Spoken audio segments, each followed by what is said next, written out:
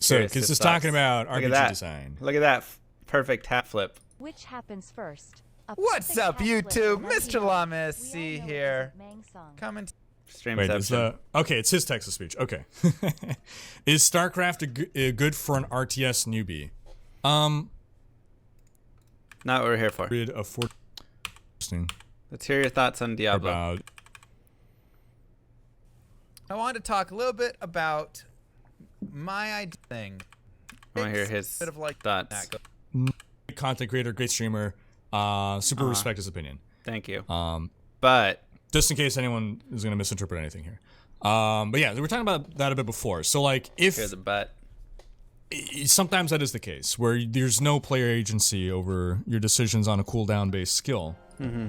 But like in a lot of, if for those who've watched a lot of my build guides, for instance, oftentimes there are skills that I talk about where I'm like, you want to save this for a certain time, right? Like, I'm rarely saying just keep spamming this all the time. So it's skills either fall into the category of you have 100% uptime, in which case, yeah, you're just hitting it mindlessly. Right. But there certainly are cooldown based skills that you want to keep available to you when you need it. In general, they're the defensive ones that we don't have 100% uptime on, where it's like, if you're expecting a big damage spike, you pop the cooldown skill. Yeah, right? That seems more because fair. You can't always have it whenever you need it, so you don't want to be popping it mindlessly. You could, right?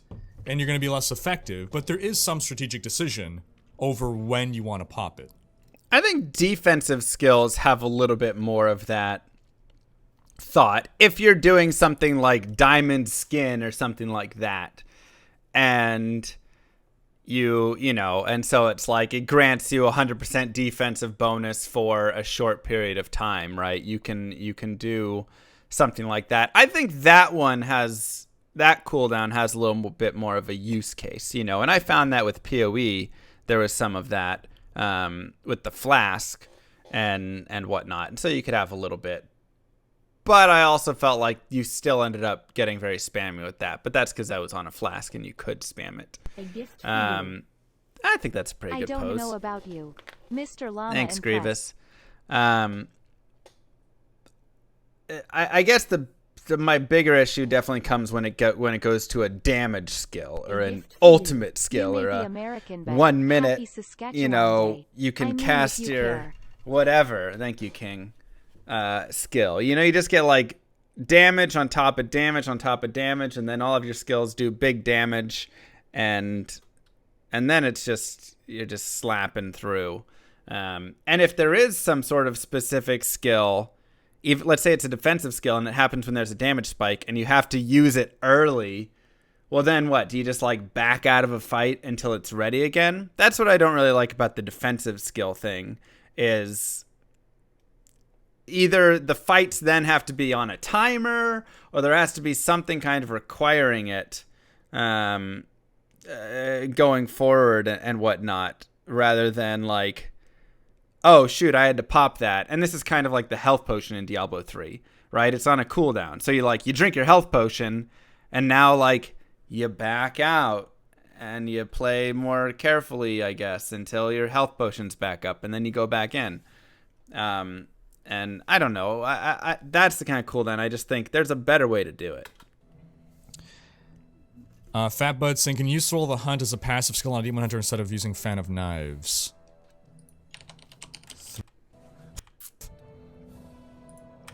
Imperium's movie TV show. Yes. Big. Potions. Is that Akara and mana potions? Okay, well. Negligible? Oh, that's a nice spot. In general, yes, and speedrunning, no. So, okay, again, I greatly respect Mr. Llama and his opinion, and I love the guy, and he's a nice guy. I do always take, though, what he says from the perspective of a speedrunner, and it's true. I suppose when I try to look at games, I mostly try to look at it from the perspective of the average, like I try to be like the voice of the casual gamer or the average gamer. Like the emote. number of people that are going to play the game as a speedrunner is a very small fraction of the player base, and that doesn't mean they're not important, of course. But I try to look at the wider audience. Invisible flute playing. So, assuming that the cost of mana of potions becomes negligible, then what you're sacrificing or choosing to sacrifice is inventory space, which to me is a convenience thing, and is not. Is it a choice that you have to make? Yes, and I do like making choices. I think making choices is important, but I don't think it's an interesting or fun choice to sacrifice convenience over resource management or power. That's myself personally, but I can totally see from the perspective of a speedrunner, all of these decisions are super important to what you want to do. So I can totally see why, depending on how you play the game, that is like a critical component. Whereas, like, I have friends, and I know a lot of people, that they play RPGs and they will pick up every item and go back to town and sell it. There was a point when I early on in my D2 days where I did that. I picked up every item and went back to town to sell it. Mm-hmm. Every little item. And if I couldn't afford town portal scrolls, I walked back to the waypoint or back to town to sell every little item, because I didn't realize that I eventually would have infinite gold. I thought that gold was important enough that I had to pick up and sell everything. I was playing it more like a traditional RPG, right? Like in Fallout, you go into someone's home and you open their cupboards and you steal their shit because you want to get all the shit. Because there's a finite amount of shit in the game. Language. Right? So for players that, ramming your inventory full of stuff, like, it's just inconveniencing you even more. So for that kind of player, it's exceptionally frustrating to have all of your inventory space limiting you and just basically forcing you, because you can say, well, it's supposed to force you to pick up less stuff. It doesn't, though. I mean, it's making you make more decisions about what to leave behind and whether you want to take the time. And if you're speedrunning, these are important decisions. Yeah. If you're speedrunning, it is absolutely critically important. Do I waste the time going back to town? Do I waste the time? Is this worth picking up to sell? Is this worth picking up at all?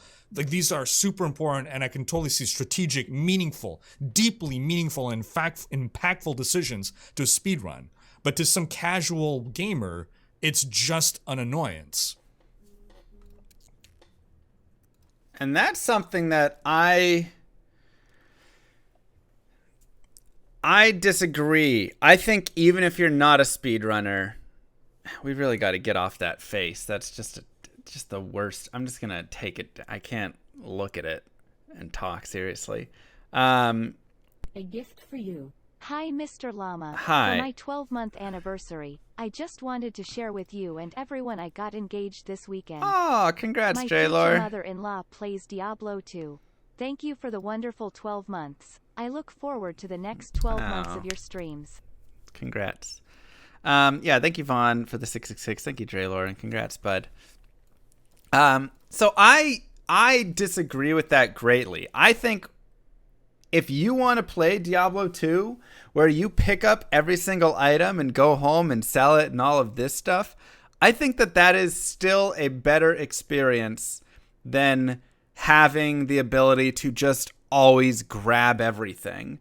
And then you go to town and what? You just salvage it all because it's all just crap because you just picked it up and it's just a massive inventory of stuff to salvage and you don't even look at half the stuff. To me, that is a much worse experience. I think making the decisions, irregardless of if you're speedrunning or playing the game through, I think ARPGs have lost a lot of the RPG elements lately. And I think that is where the biggest issue comes from with all of this. Is that this is an RPG. Yes, it's an action, but this is an RPG.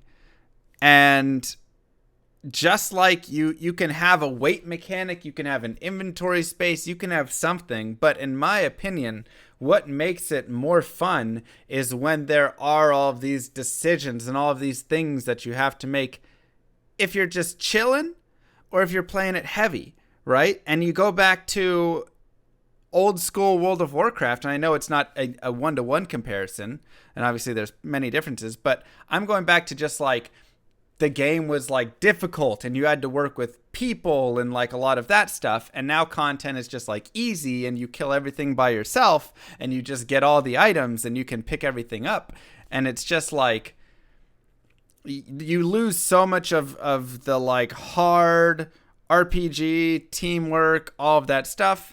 And if you just go to the casual, like inconveniences are good because they make you buy into the world more, right? I don't think that when I'm playing a game, if a scythe takes up a large space in my inventory, that builds the world for me. And I go, yeah, scythe is this big, awesome, heavy item. It's cool. It weighs a lot. It's whatever, right? This big, heavy chainmail armor. That's a big item. That looks really cool, whatever, right? You've got your light armors, your medium, your heavy armors, and all these different things and the spaces that they take up.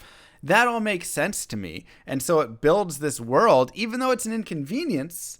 The inconvenience is a part of it. Yeah, if my character's going to carry this giant, heavy armor, it's going to slow him down. He's not going to have as much room for other things, stuff like that. Whereas if everything is just the same size and you can just pick up, 50 things and whatever stuff, the world doesn't feel as real to me. And from a casual point of view, I'm not enjoying it as much. I'm just picking everything up and I'm not caring as much. I'm not investing myself into learning about the items as much either, right? And I think that's something that a casual player still would enjoy. Obviously, as a speedrunner, I appreciate a ton of this stuff. But as a casual player, I think I still enjoy being able to, I look at it and go, damaged leather gloves. Do I really care to pick those up? Nah, I don't really care to grab them.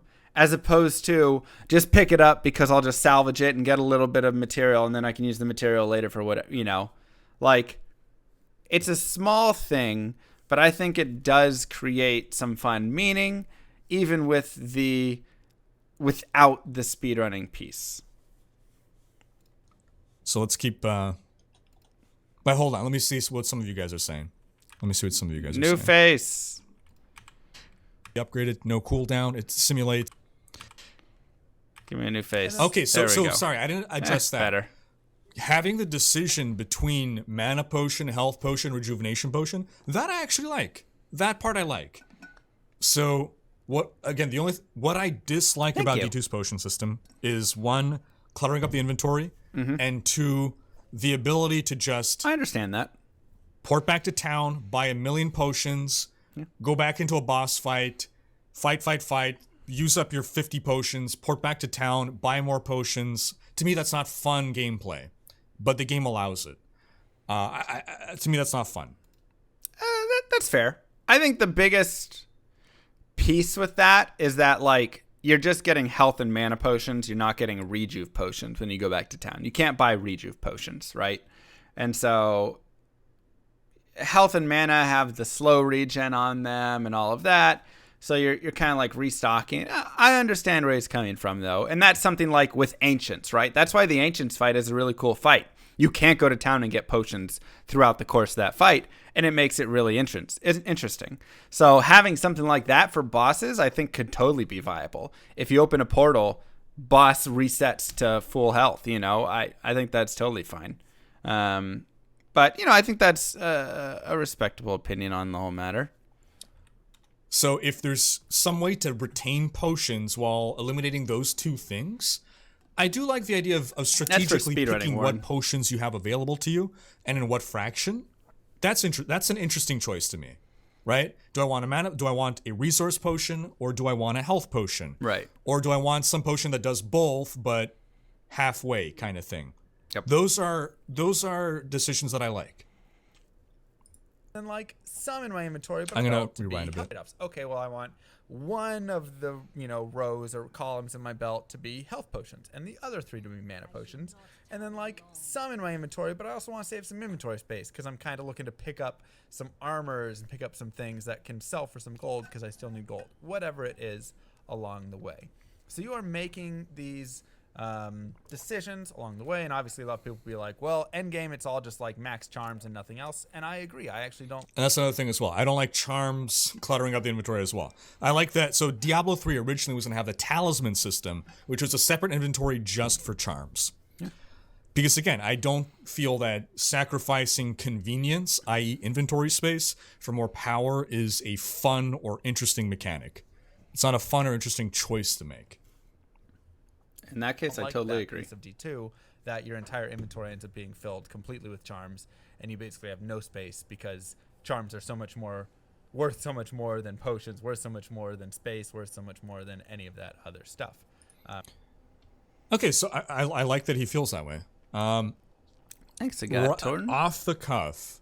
So imagine that your choice with potions was more about, less about deciding what potions to purchase or pick up and how many quantity, but more what if you could like craft potions. So like imagine a flask system, or like Path of Exile, or an expanded version of D3's potion. But let's use the Path of Exile flask system actually, right? So you have like 5 potion slots. It's a cool system. And there's a bunch of different types of potions. Way too powerful right now. And you have to decide, well, what kind of potions do I want? Yeah.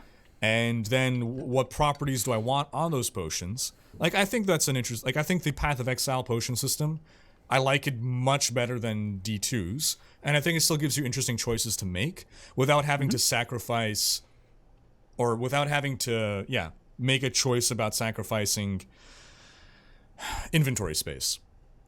And it also solves the issue of like, constantly buying or picking up potions kind of thing. Right. I mean, I completely agree.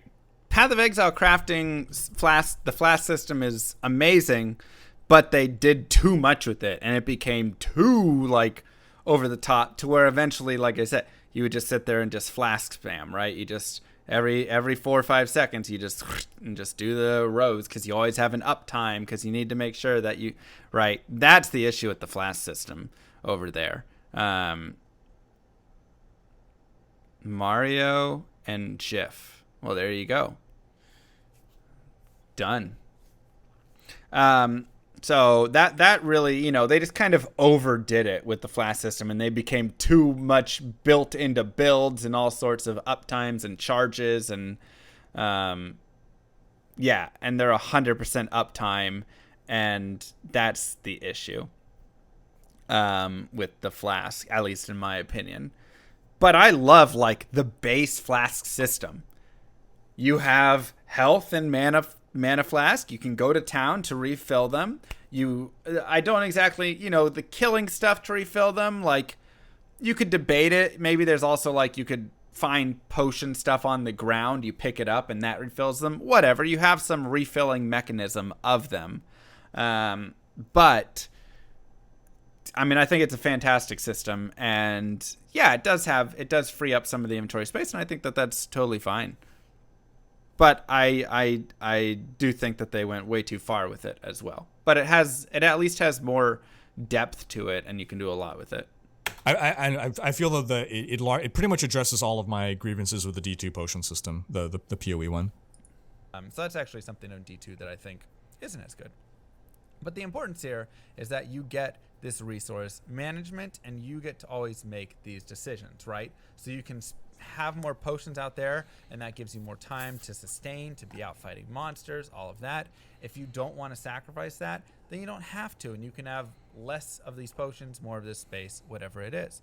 People also complain about rejuvenation potions, right? They're like, rejuve potions are stupid. You can just sit there and drink, 7-10 rejuve potions really fast when you're just getting like spam hit by all these really hard things around you. You're just like spam, drink all your rejuve potions, whatever, great. Yeah, you can. But rejuve potions don't grow on trees. Like, rejuve potions either require gems plus potions mixed together in your cube to make them, and that's a pretty tedious process just to make a single rejuvenation potion. Or they require you to go and kill monsters and try and find them, and that can take a little bit of time.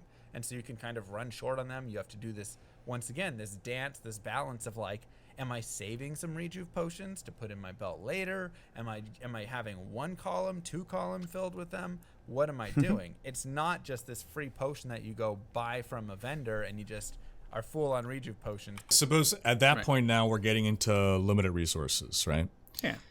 Diablo 3 is a game where you never have any limited form of resource with regards to a resource that will run out. Right. You have no finite resources in Exactly. Diablo 3, and honestly, I think that finite resources don't have a place in... okay, that's not fair to say. Gold is a finite resource. That's not fair to say.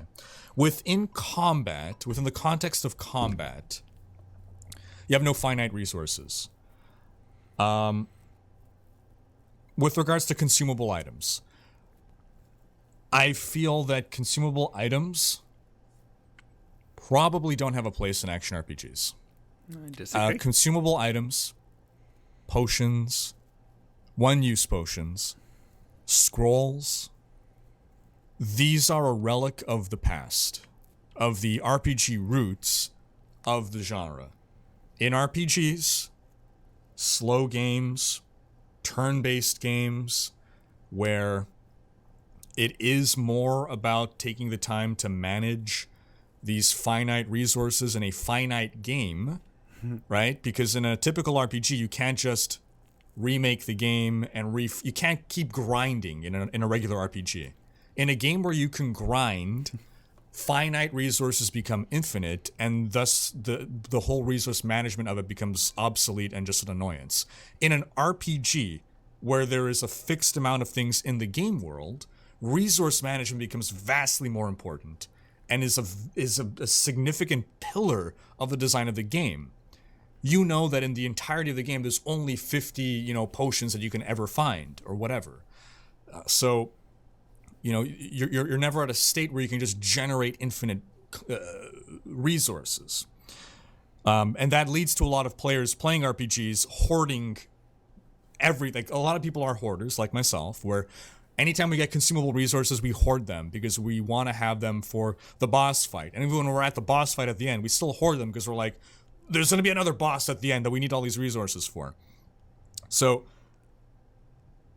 again, we have to look at the roots of the genre and how that has evolved and what was retained that can be cast away as we further define and refine what is an action RPG.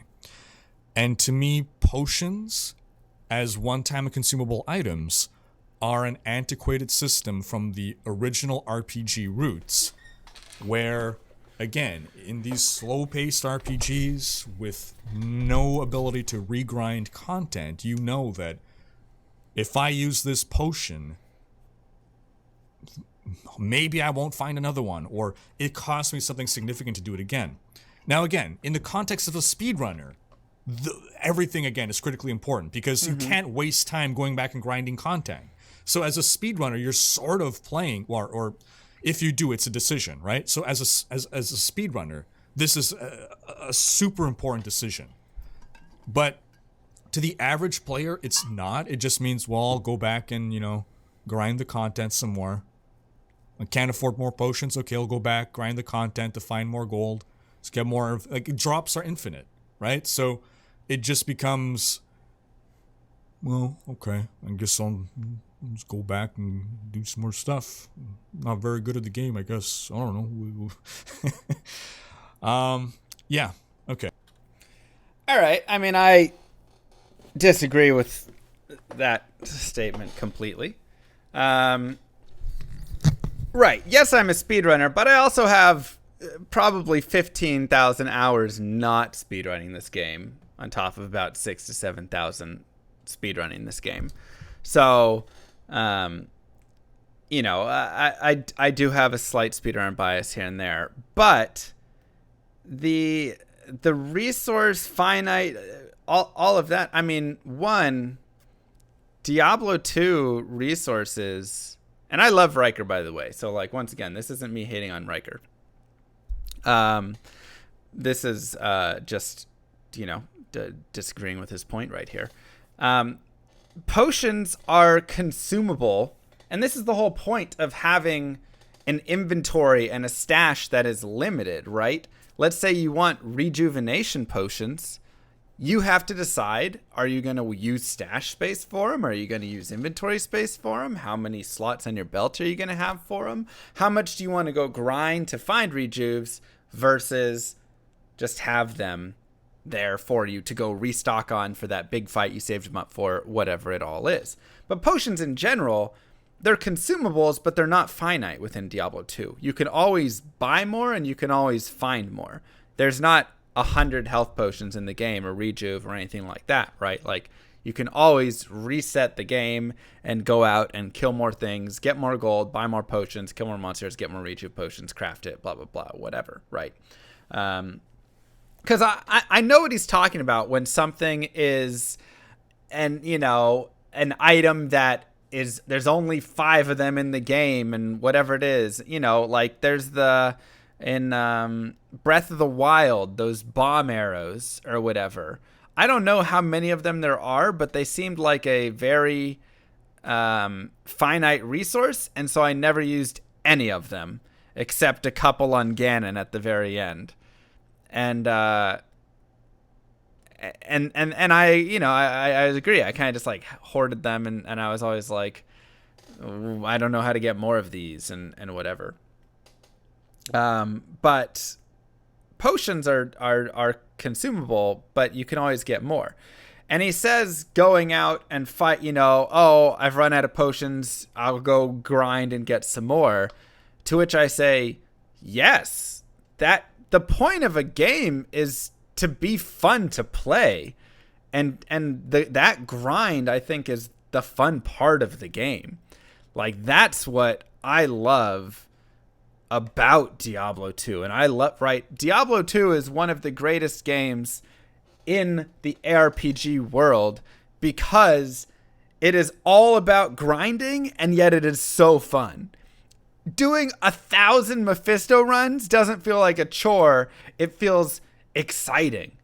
Going and doing Baal runs to level up and doing your Chaos runs, like, there was an end game 20 years ago, right? The game itself was the game. And so you played through the game, and when you finished, you just grinded the same content. Just like the same few bosses and areas over and over. And then you would reset and get a new character and play through the game again. And it was really fun because that grinding is what the game is about. The game is so fun that grinding it is fun, and thus grinding to get potions, grinding to get that small upgrade to the item that gets you cannot be frozen so you can go fight, the next area because you kept getting frozen and your melee character sucks there. Whatever it is, right? Like, all of those things where you take time and work your way through the game, and it's difficult and hard, and you're using everything you got just to like advance a little bit, but you're always like kind of gaining some experience, kind of finding new items. You get a really big sense of accomplishment. You get a really big, you just constantly get to watch your character and everything just grow a little bit, right? That was what like the game was about. Just, I went to bed today and I found a Shaco and a pole rune and I gained, a level and a half. And that was a great day. And like, that's what's really cool about it. That's what makes Diablo 2 amazing. And one of the best, if not the best RPG that has been created. And so like, I've probably gotten slightly off the point from all of it, but like the grind is good in my opinion. And so having resources that are not finite, but are consumable, gives you that time to go and find more of it. You grind, you find more, you get other cool stuff while you're doing that. You're not just getting that consumable item. And then you go forward, right? Okay, let's read a bit more of your comments and then keep. or a different variation secondarily, but if someone pitched me Diablo 4, no potions, I would never object to that. What? If we can move that No potions? onto, like why not say, okay, well, have no potions, and it's the players, give the player even more agency. It's their choice if they want to sacrifice a skill slot for healing, right? Take the same argument of giving players complete choice and agency and apply it as well to skills. So now you have to decide, do I sacrifice, a damaging skill slot in order to have the ability to heal myself in some way? Every character class can have a different form of healing. Maybe you even have multiple different healing skills or something. Maybe it's some skill that does damage and leeches at the same time, right? You can have there's a million different ways to do healing. Now again, so again, if we want to work within the framework of giving players choice and agency, I personally don't think we need potions in the game at all anymore.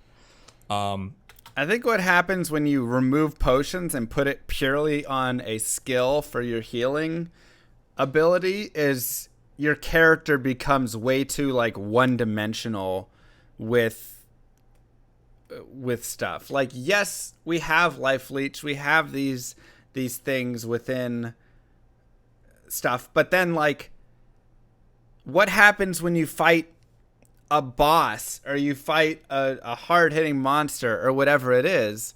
If characters' skills or things aren't able to heal greater than the output kind of that boss or whatever it is, then it just becomes the skill is just going to be either pointless or 100% required, and then that skill is going to have to be almost overpowered, right? Either the characters are just such big damage dealers and have crazy insane 500% life leech or whatever it is that they never need to heal, and so then to me that just feels dumb, right? If you can just constantly heal infinitely off of everything, it's too powerful then. Or that healing spell needs to be super good and insanely good. And what does it do in its way? And is there a cooldown on that? Because now we're just implementing a single health potion, right?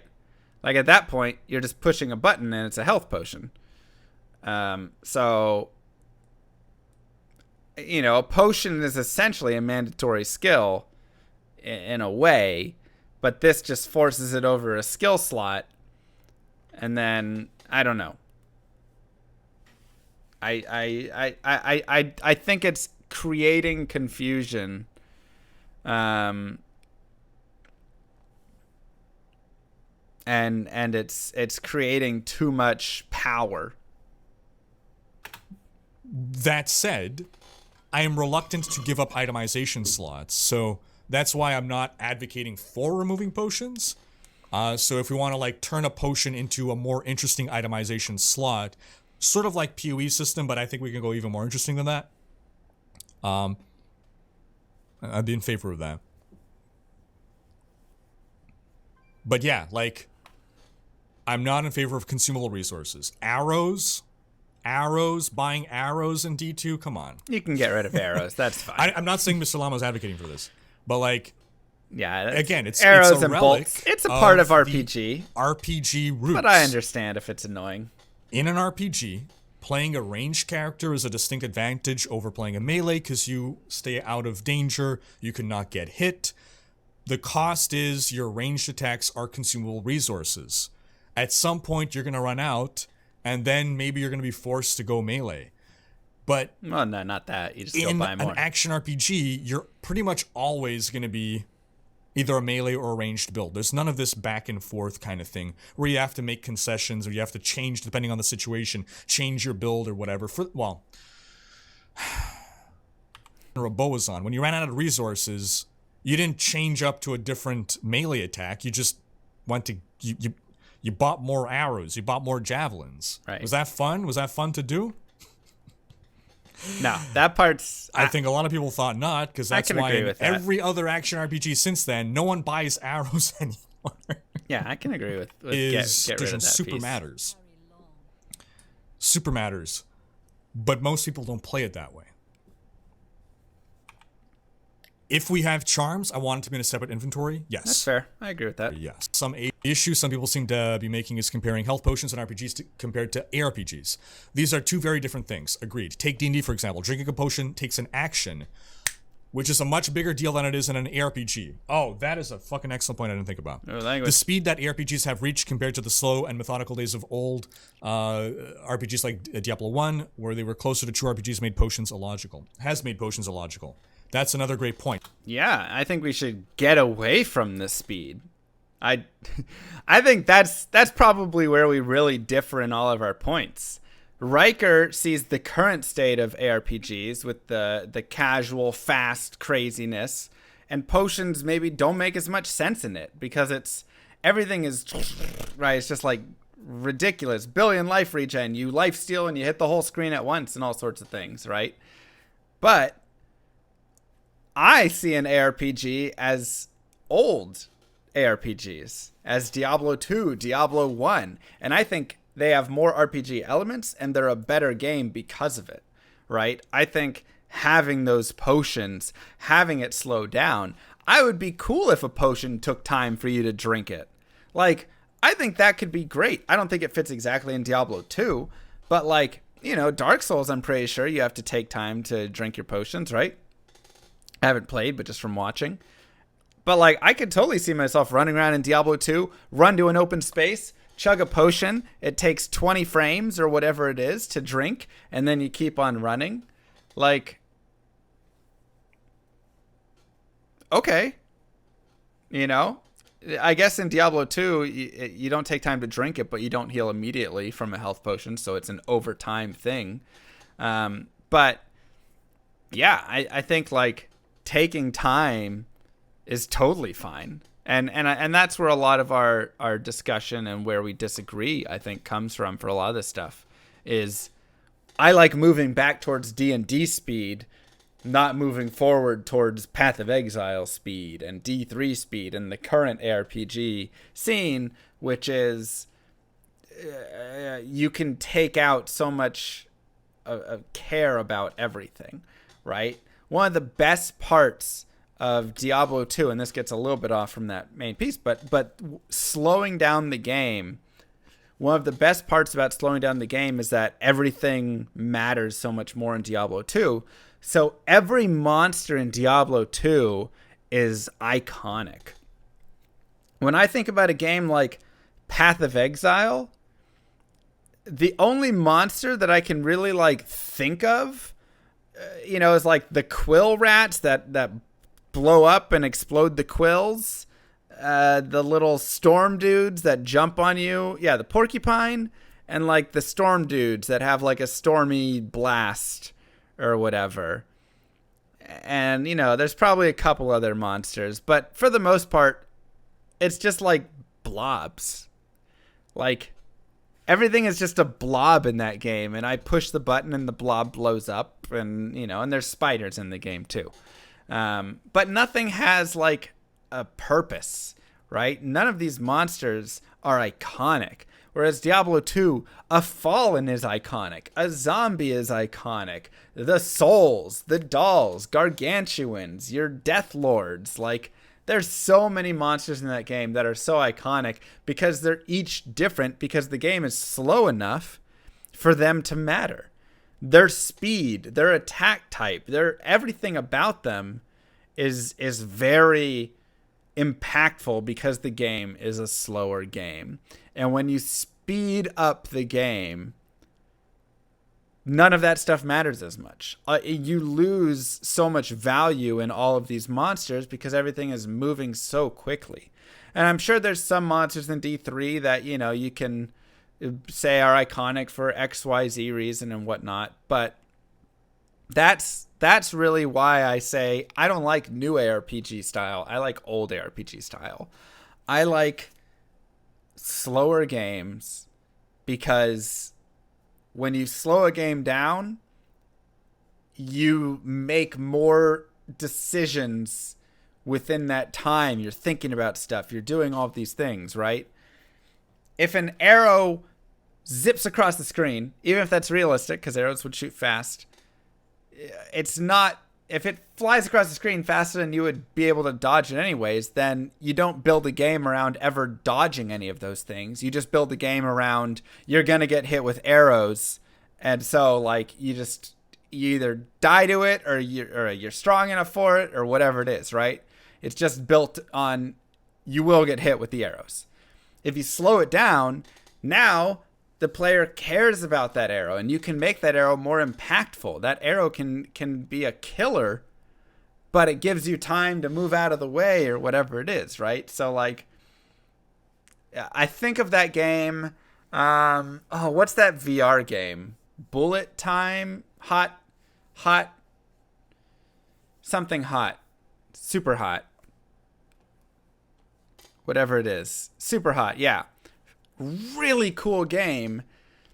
And it's not an ARPG or anything like that. This is a very different game, but this game is super cool. Basically, time only moves when you move, and how fast you move is how fast time is going to move.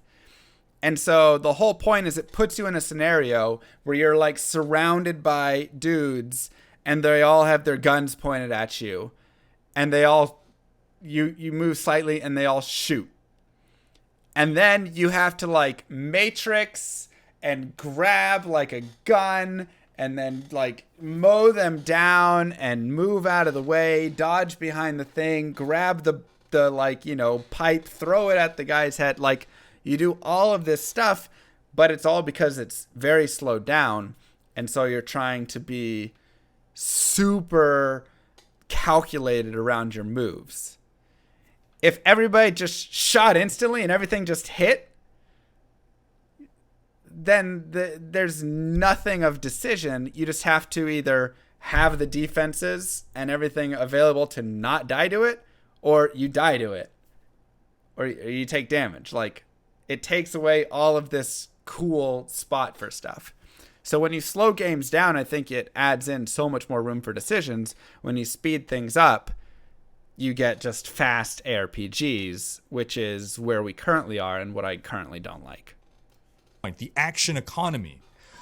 Dude, okay. In RPGs, the action economy is super important. When you drink a potion, in general, in most RPGs, it is costing you time.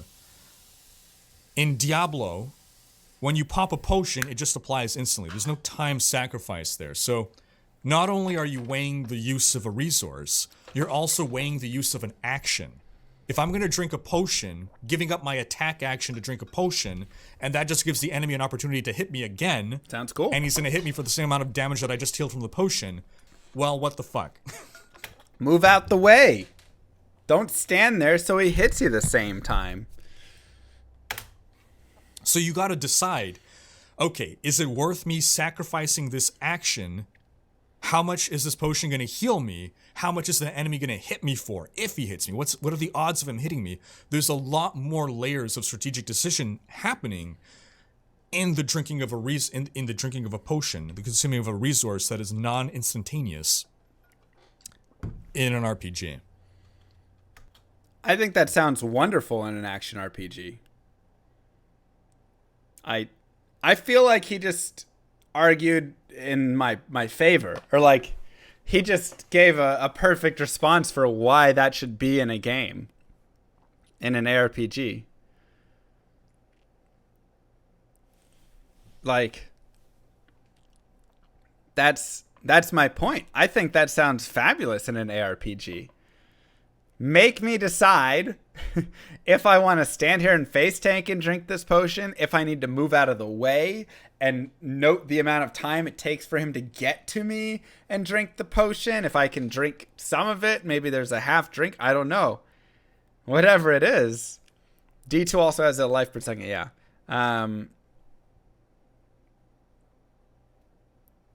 Yeah. So I think that's a great idea. Curious saying, personally, I want as much RPG to return to ARPGs as possible. I want scrolls, craftable, throwable potions, poison, firebombs, whatever. It needs an drinking hat. Yeah, so now that I think of it, okay, so Grim Dawn has a bunch of consumable items, right? I don't use any of them. I used like the poison one at some point, like the poison resistance one, and it just felt cheap. I don't know. It didn't feel satisfying to me to like, oh, okay, well, I'm going up against a poison monster. I can pay some inconsequential amount of money to temporarily have, you know, enough poison resistance for this fight. Oh and man, only this for goes this on fight. a while. I don't know. It to me personally, it doesn't feel good to. Nine ball. It's looking like for now. Slotting items. Field saying you're 100% wrong. Oh, I'm gonna fucking love this. More or less damage. I 100% disagree with you. Lot, as long as they're not consumable items. Expand on it. Let's go to the next point. That this is something that is a finite resource. I'm for a really interesting conversation. It's just hearing other opinions, and I am always if will keep you from dying. Thinking about it in a single player sense, but sure, yeah. Curious thing slot instead of a potion slot. And maybe finite consumables will be things and throwing things and temporary finite consumable buffs add depth. Arrows that are just like D2 arrows and javelins are just tediousness. All right. Well, pause there. That's like there's like 30 more minutes, so.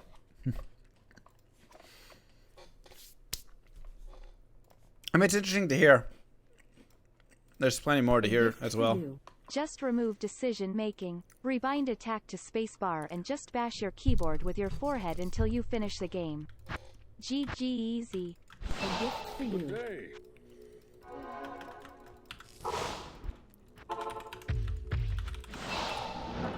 Thank you.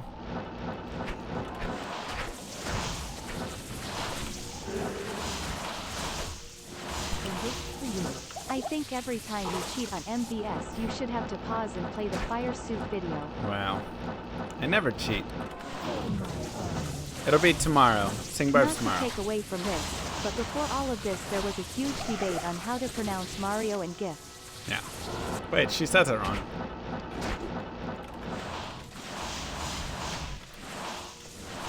Chip. A gift for you. Love D2 and you that brought me back here. Smiley face. Thank you. Mwah. Thank you, Ontarian. Thank you, Vaughn. Thank you, Vaughn again. Thank you, D-Dragon, Stig, Crunchy, Rickbite, Sunbear, and Draylor. Just gonna power through those. Appreciate that. A gift for you. Bikini shoe. Reckoning shoe. Yeah, guided playthrough tomorrow. A gift for you. Mr. Llama wins. GG. It's not win-lose. A gift for you. Yay. No, I mean, I think there's definitely some of the points that he made that I go, yeah, that makes sense. I can definitely agree with, like, arrows and bolts and all of that. Maybe there's a more fun implementation of them in the future. I think Diablo 2's implementation is pretty basic and generic, and yeah, I just run home and repair my jabs, and then I run back out, and there's not a decision being made or anything. I'm just doing that. I can understand that one being a little bit like, eh. Nah, Cows is only level 81. Good day. I have, Moog. How's the spy business going? Good. D2 is too fast. Go back to D1. I mean, D1 is very slow.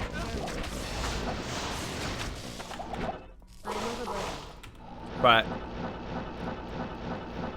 honestly, just like, I think the biggest place that we differ, and we just have different opinions, is he likes Diablo 3 and I like Diablo 2. He likes Diablo 3 because he thinks ARPGs, and from my knowledge and listening to him, should be faster. And I think the opposite. I think we need to slow RPGs back down, or ARPGs, excuse me, back down, and add in all of those, not all, but a lot of what he calls relics of the past, because that's what the autopilot piece is to me. The game is autopilot because it moves so fast. You don't have time to make those decisions. Once again, super hot, fantastic game, because the whole game is about decisions over time. And so you have a finite amount of time, but it moves at literally no pace. It only moves when you move. And so the whole point of it is you have to best optimize your time. Thanks, so Bodo.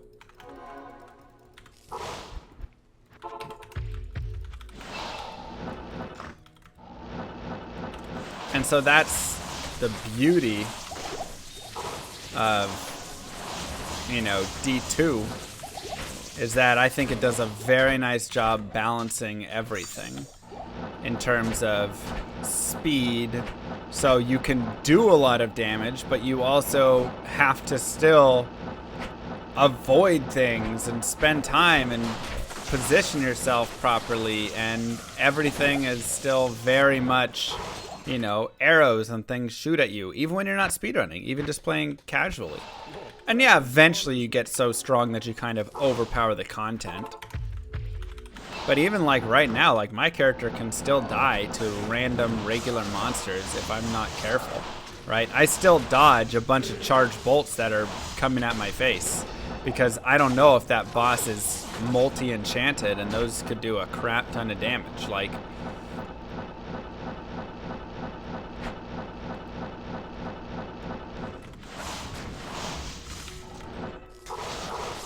so I just see so much value and importance in that. Good day.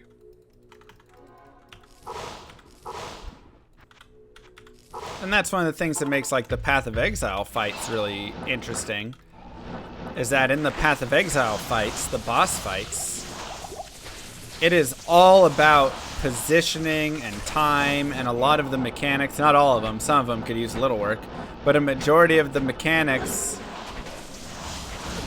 have a tell to them. And so you see him winding up, or you see them doing whatever, and you need to like move and jump to the next spot and get out of the way and get out of the circle. And those boss fights are fantastic. The problem is it doesn't apply to anywhere else except the boss fights. Runestaff. And that's why, that's where Path of Exile fails. Take you.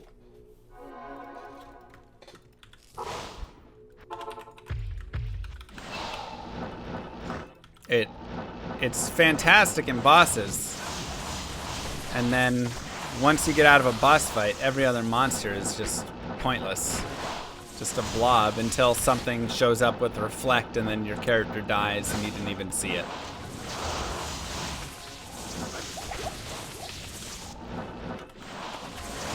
Dark Souls does this super well, yeah. And PoE partially fails that because of visual clarity. I mean, that's true as well.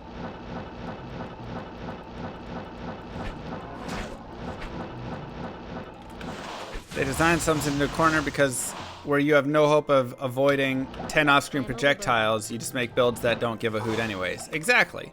And that's the point. If you speed this up and make this game so fast that nobody cares about off-screen projectiles, or they attack so fast that nobody can see them and dodge them and get out of the way and all that stuff, then you just have to make it so that the builds are strong enough to just take it. Everybody's just gonna get hit with it, so just has to be a thing that you can just take.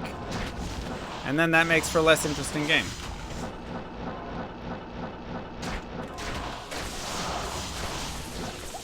I am overbooked. You know, Australian projectiles.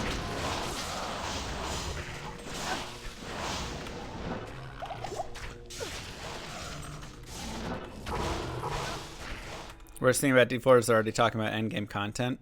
I mean, they're very focused on that piece, and that was something that like they discussed, right? They were like, all right, level 40 is going to be max level, and then once you get level 40, it opens up the rest of the game.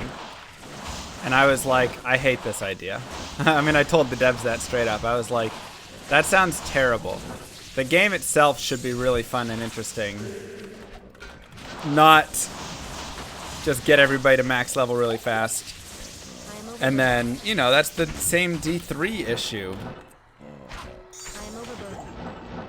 Right? Like, make it so the game and the grind and getting there is like a big piece of the game. And then you can also have a bunch of endgame content added, but don't just rush through the campaign like you did with D3.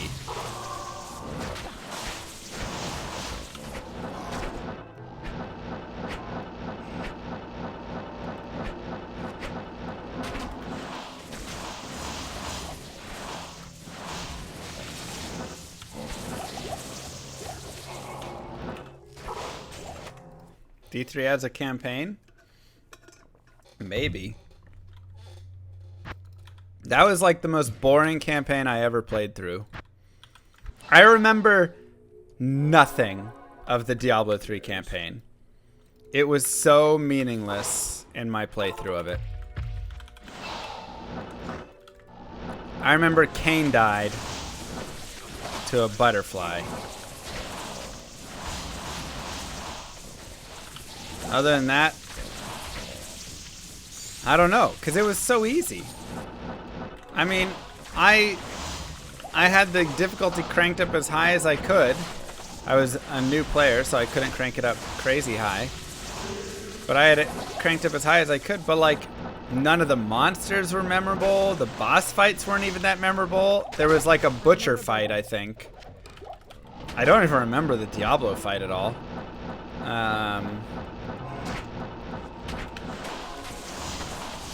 Yeah, there was just no piece of the D3 campaign that really like sticks in my mind.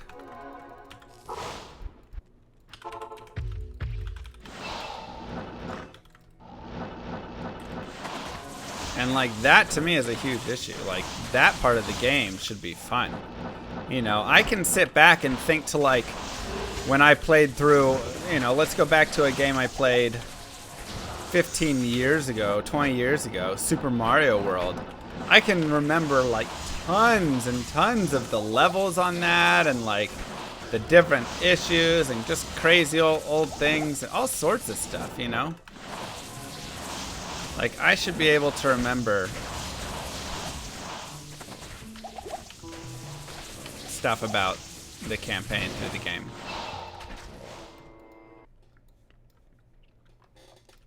Let me hide the tick. Yeah, there you go. Thank you.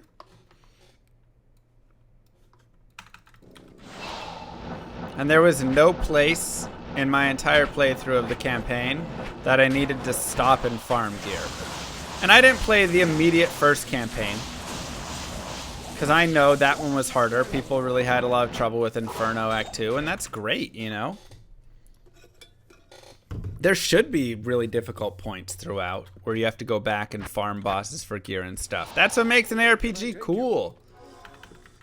I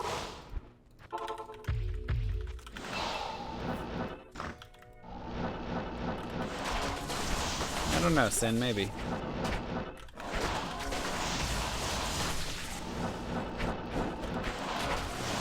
So that's where like I'm just praying Diablo 4 does not fall victim to the same, you know, just get to max level, don't worry about grinding bosses in the campaign or anything, you know. Thanks, Vinny.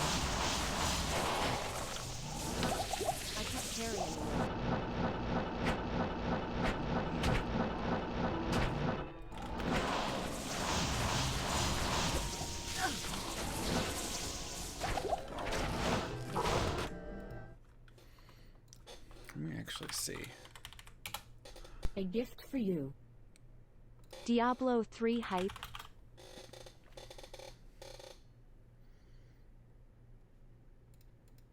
Let's see. Diablo 3.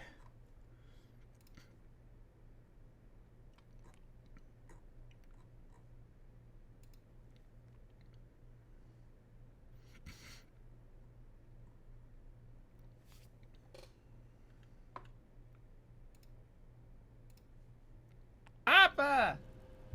Oof.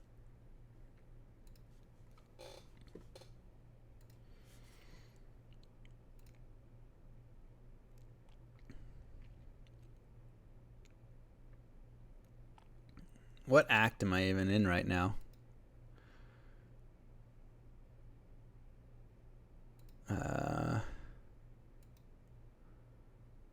This is Act 2, right? Desert. I want to find the Belial fight. I have no clue where I need to look.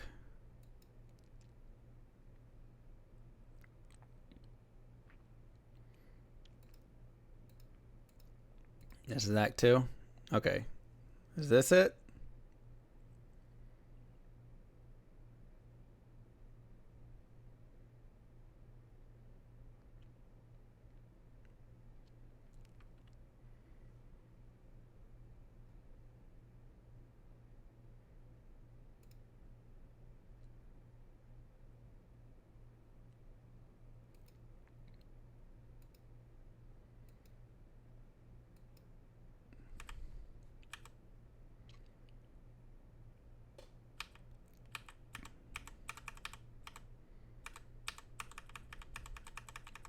Okay.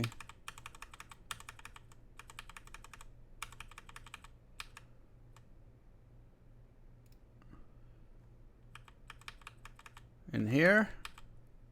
This seems like Belial. And I can't up the difficulty. I think I died here. A little unfortunate.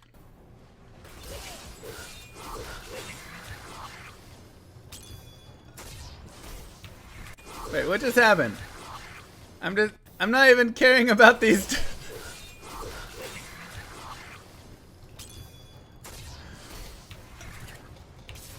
Please tell me I die here. I feel like we were here before.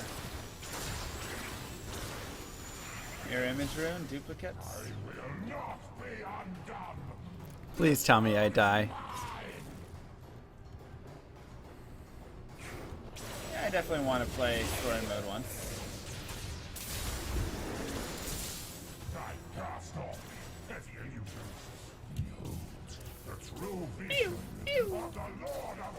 Dude, check out my robes. My guy looks dope. The Chiquita, thanks for the follow. What? What? What is this?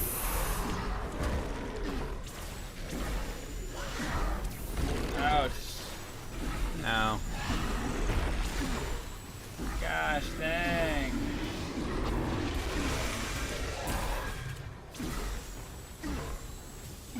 Uh-oh. What is happening? What is happening? Uh-oh, I'm dead. I'm not. What?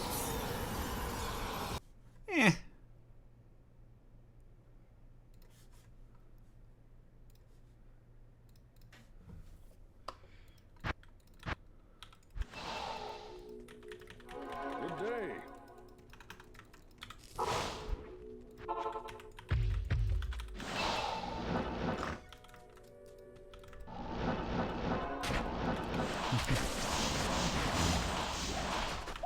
I can't carry. And that was the part of the game that everybody said was the most meaningful and coolest part.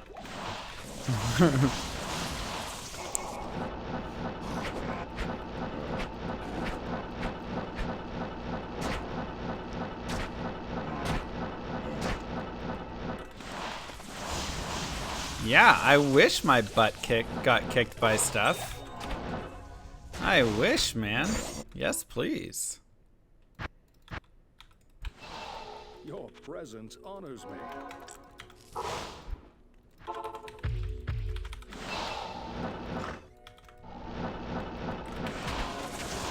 me!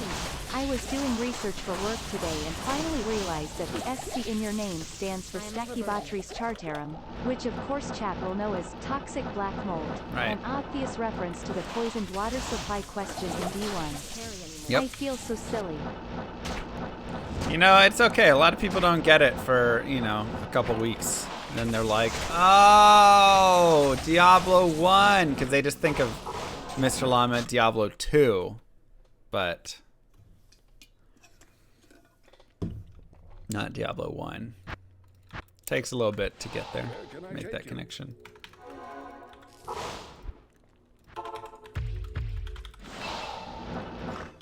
I didn't play D3 till Reaper of Souls, so that was my first playthrough of it right there. That was a blind play.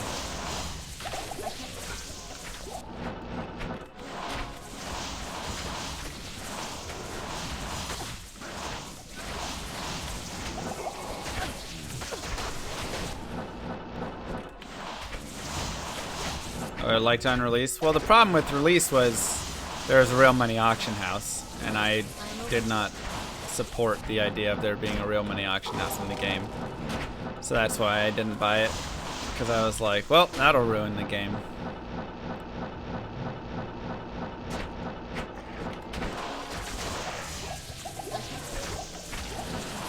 But man, even just looking at it right there, it just does not look good. And I'm not saying that to just try and be mean or anything. But like, goodness gracious, that game is so just like cartoony.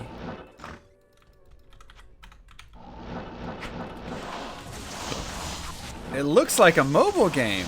Seriously.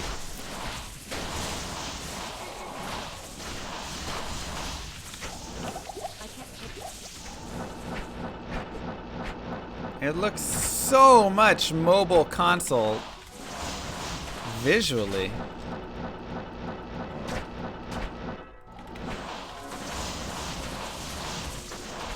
Did I feel at any time as immersive?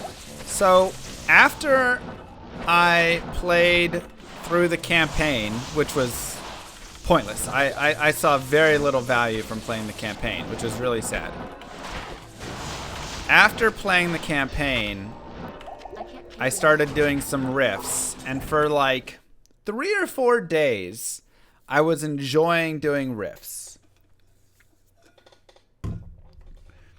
And then I just was like, I didn't feel like I was making meaningful decisions anymore. I felt like I was just like rolling my fingers on the keyboard and blowing up everything. And even if it wasn't blowing it up exactly, it was still just like rolling my fingers on the keyboard essentially.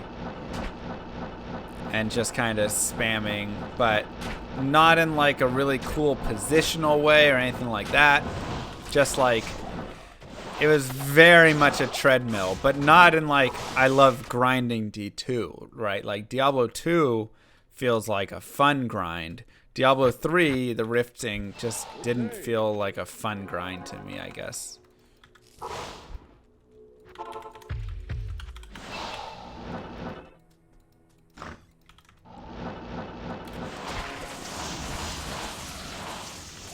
So, that was my issue there.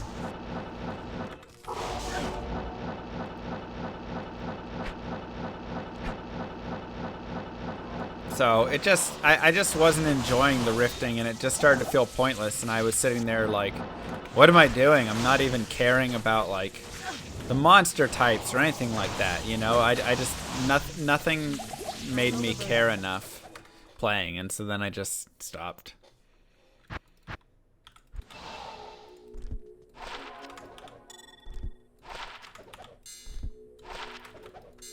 Your presence honors me.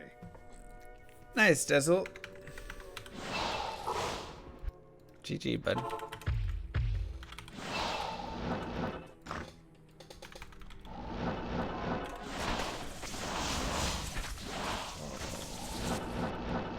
Quit sheet and electric.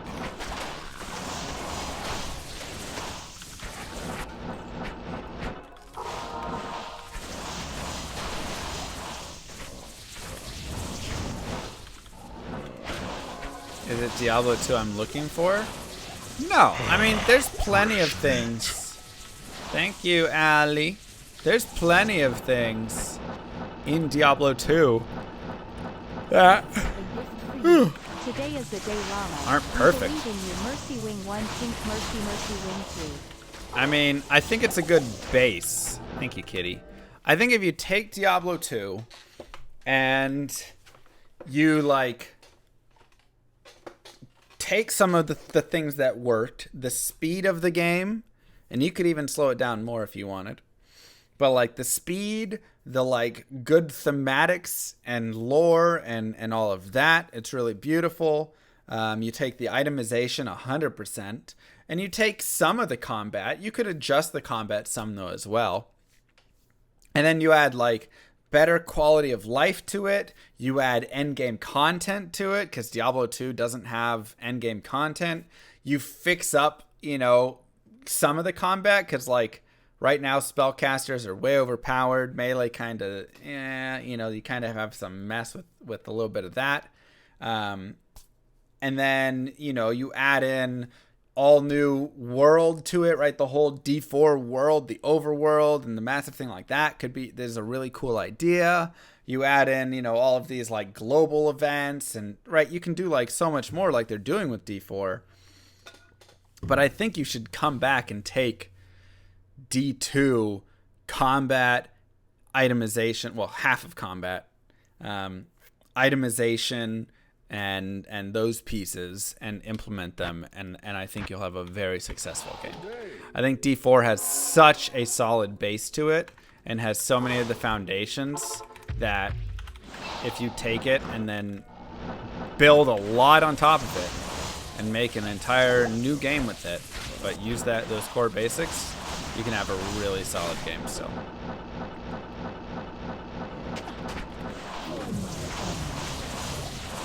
Good thematics and lore. Sure thing, Mr. Llama. Do you even know the significance of Rakanishu, Kalenzo, and Bishabish? SMH at these #Llamalis. But I love those cinematics. Hey Llama, good luck on finding Thank you, Mang Beast. songs.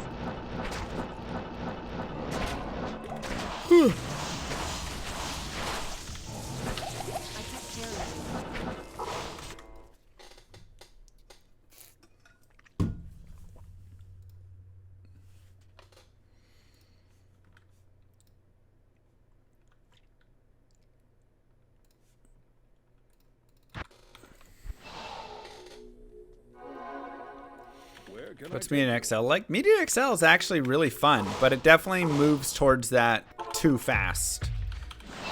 A little bit, right?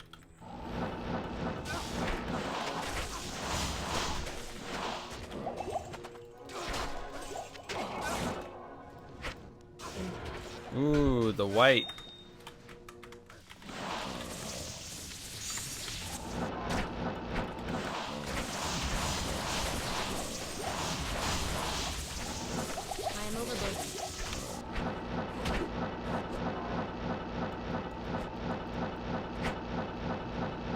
But man, I just want a game that I am just like so satisfying grinding, like D2, you know?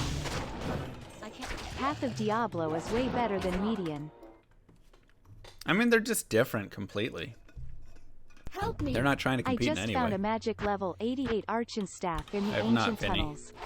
I did this so that you don't have to, and instead, you finally find the Thank you. 3, 2, 1. Bam! Mang songs.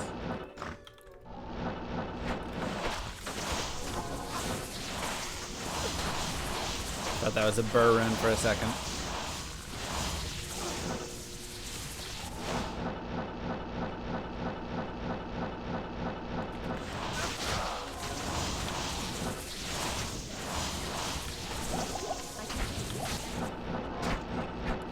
Rune go brrrr. That's right.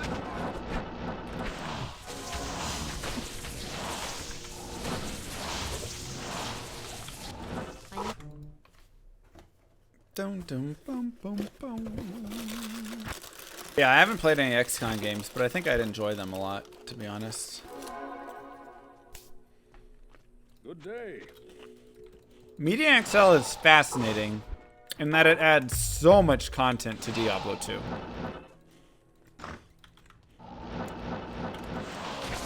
That's cool, Vinny. Message me on Discord.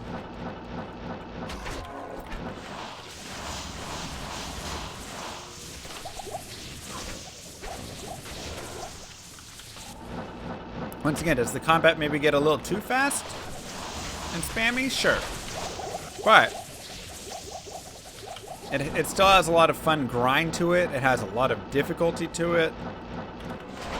And it's just like, you know, a next level. And they have some great things like the crafting and stuff in it. It's super cool. How they do rune words is really cool as well. Presence honors me.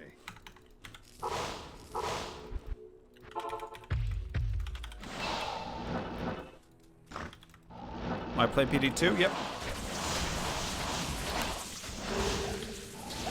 I can't carry anymore. It will not, trainer.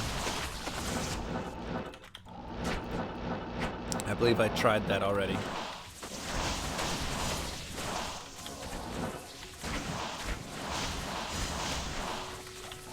I am overburdened.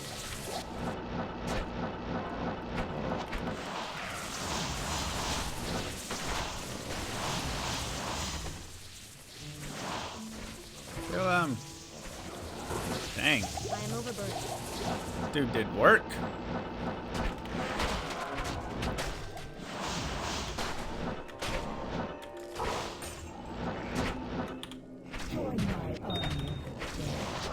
Good evening, my dude. Back from my water-based social distancing vacay weekend. Nice. 3 days on the lake, 12-mile float on the Illinois River today. Nice. Sad to not see that tricky staff in your possession yet. I know. Me too. Good day.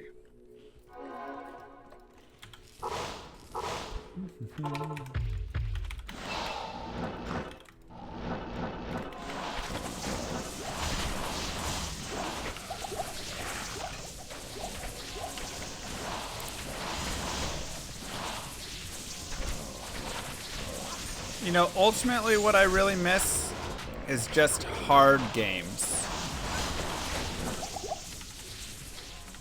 Games that are hard generally just work out to be more fun to play. You know?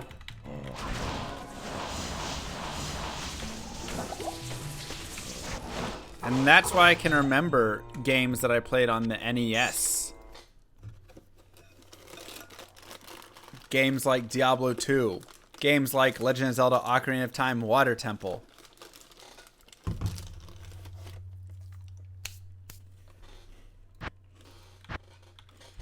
Your presence honors me. Maybe too hard.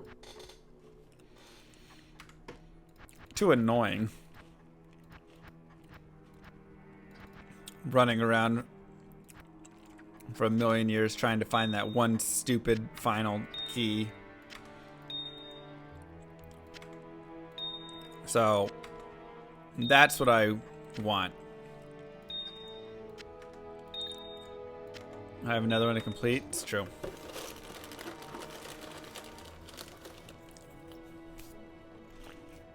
Raft. What is Raft? Cuphead looks really fun. And there's a reason that people love that game. Because it's hard. I am overburdened. You know what's not hard? Diablo 3.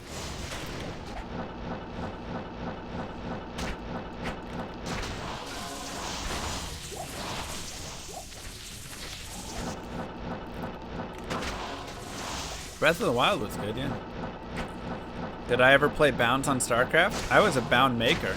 I made many bounds. You ever heard of Nintendo Bound?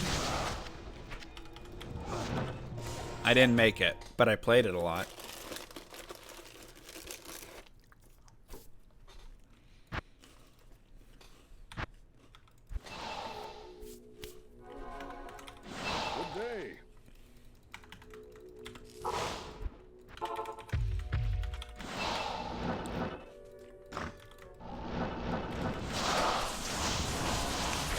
So I guess that's the spot that I'm at. It's like, make this game difficult and require a lot of grinding, require a lot of like time investment, skill to like, you know, learn bosses, whatever, all that stuff. And the game is going to be really cool. Don't just make it a flashy loot pinata and then call it good from there, because then it just kind of falls apart after a little bit. It's fun for a few days and then you go, yeah. And then a few years later you go to Twitch and more people are watching Diablo 2 than Diablo 3. Because one holds up and the other doesn't. Thank you, Golden.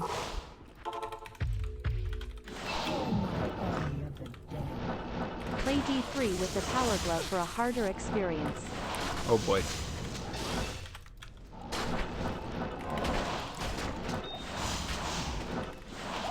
Oh boy.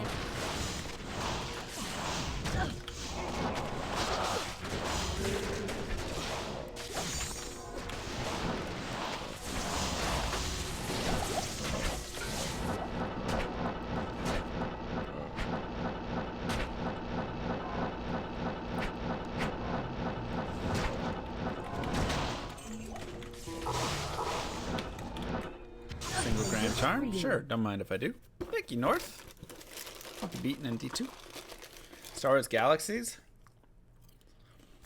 Your presence honors me.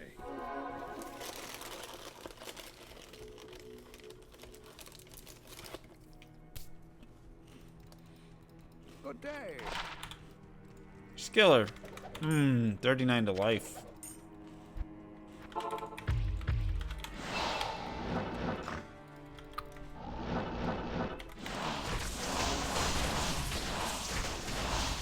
I am overburdened. I mean, they said they're going to do no power-based microtransactions in the game. And to me, that includes time.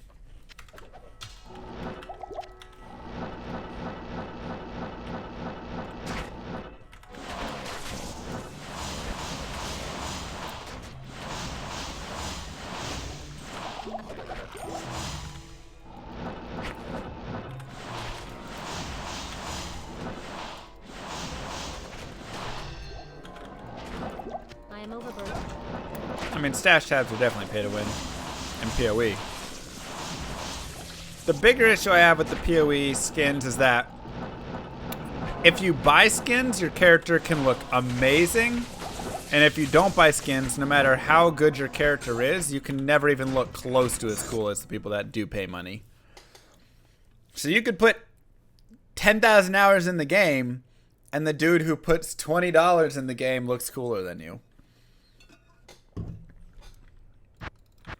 And that's pay to look cool, which is winning as well, in my opinion, because part of the point of games, in my opinion, is to look really cool.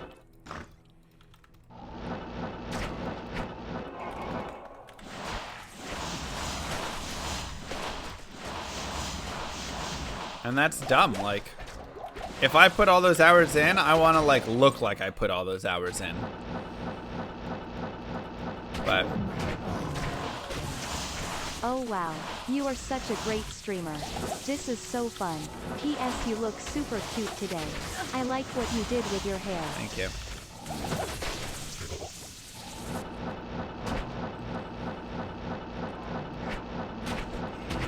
True, Adrian. I am overburdened. Do you know if Diablo 4 items occupy? Yeah, they're currently doing that. Everything occupies 1 or 2 squares in the inventory. So it's all just tiny groupings. There you go, Emroy.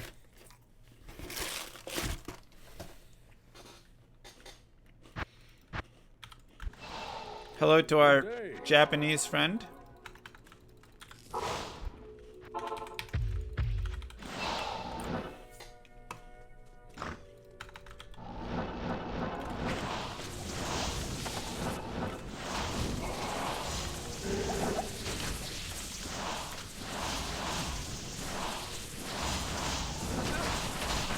Lords, I asked for nice comments.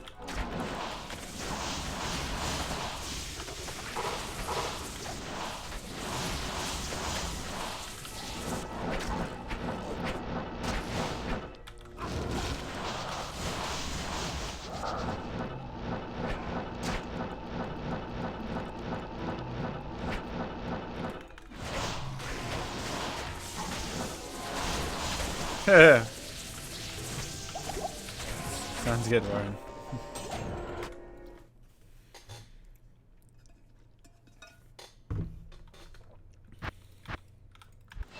Your presence Item sizes and art style really weren't as pleasing in D3 as they were in D2? I mean, yeah. Just look at my stash. Like, that's so much more pleasing than a Diablo 3 stash.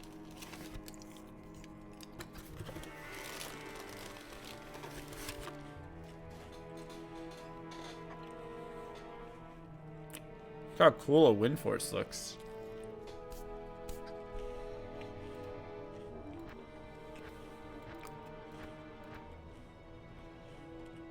Look at these swords. A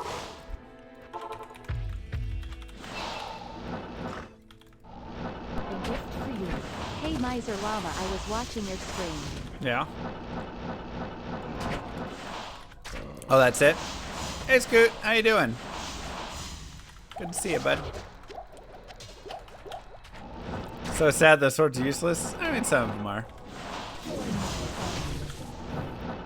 Mang Songs looks nice. I do want me a nice Meg Songs.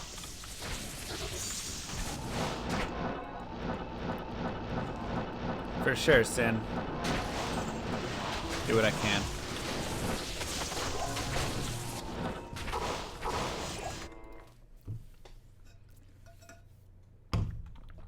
Thanks, 19. Good day.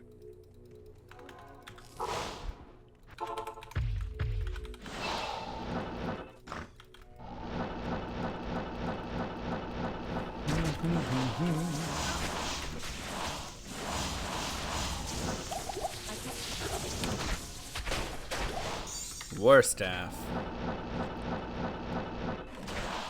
Quest after Mang Song's lesson? Well, we can do more Grail.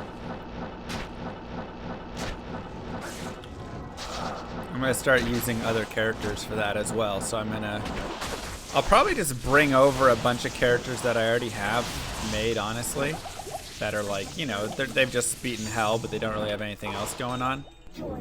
And then, like, use those characters, Llama, level them you up. always said that Diablo 3 was ruined by being too console-friendly and being too easy as a result of console limitations. Mm-hmm.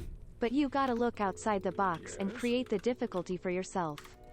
Take me. Yes, I play Diablo 3 on a console, and was it really easy with my PS controller? Sure, but play through the game with a Rock Band guitar controller? There you No go. F chord is going to help you with Diablo then. That's the real end game content. 300 IQ confirmed. Smart.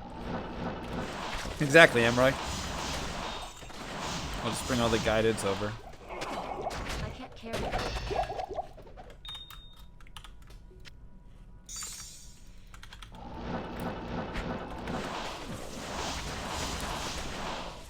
Oh god, dodge! Which chord is dodge? Oh god!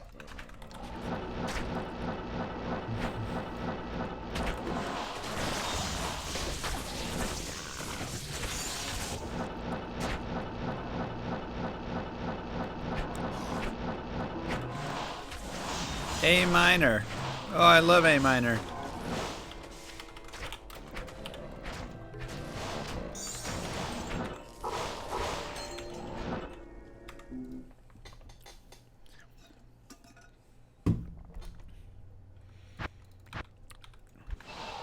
What's in? Presence honors me.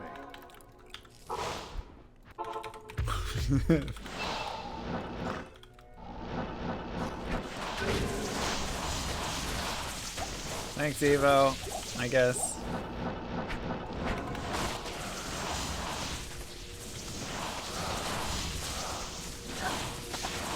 Max out. Poor chat. Abuse. Mod abuse.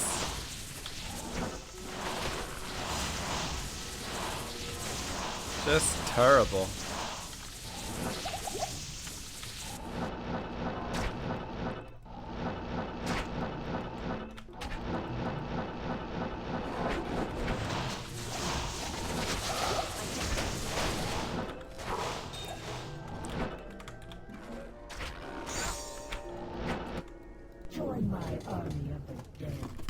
I play Diablo 3 on a light bright duct taped to an Etch-a-Sketch.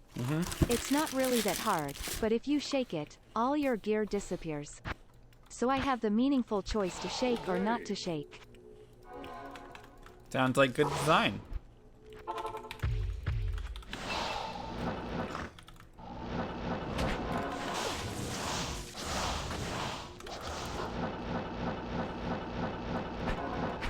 Player agency.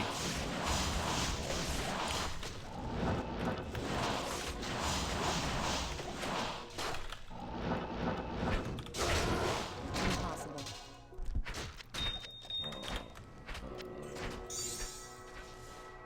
Ooh.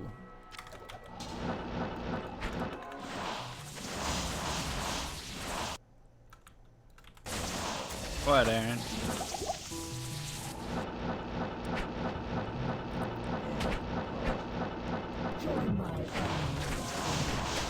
Hey Llama, how is your injury? Are you kinda- back to normal? Never mind.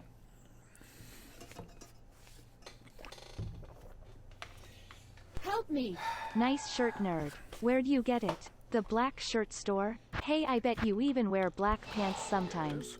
Whatever, dork. I bet you wish you had a gray shirt like mine. Nice try, geek. It's mine and it's not for sale. Later, dweebius. Heart, heart. Thank you. Very thoughtful. Thank you. I am overburdened. Scoot. My back still hurts, but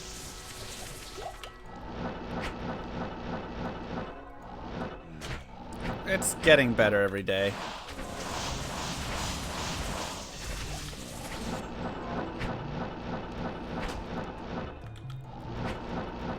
Five open socket caddy with +3 blessed hammer How useful. did you injure yourself? Is it because Probably. you carry the Jenner of Make a speedrunning D2? CTA or something?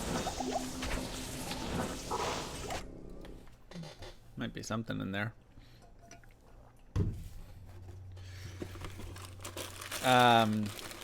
No, I just sat too hard. I was just sitting there and then it hurt. Good day.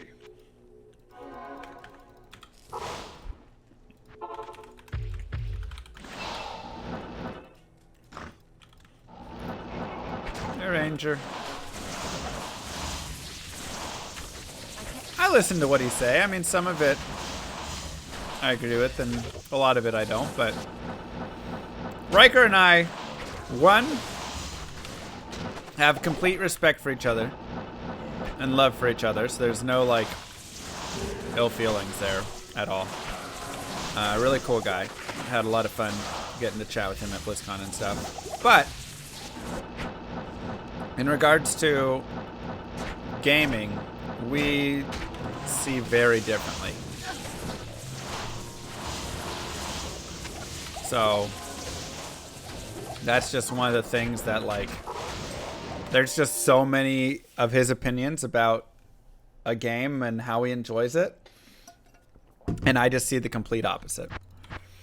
So that, you know, that's probably just my biggest, like, in terms of when I think of someone that I just don't agree with in a lot of ways, I just have a different experience. Rhyker's probably one of the main, like, ARPG content creators that I just find, you know, has the most difference compared to mine. I think Zizaran and me see pretty similarly. I definitely share some similarities with Quinn, but I still disagree with him on some things. you know, just different creators, different amounts. But yeah, Rhykker and I we just don't agree on a lot of things. Yeah, 2 different styles, 2 different perspectives. I mean, it's fine. I'm pretty sure it's back to fine, Warren. Maybe like 99%, 98% or something. I'm sure there's always some slight damage.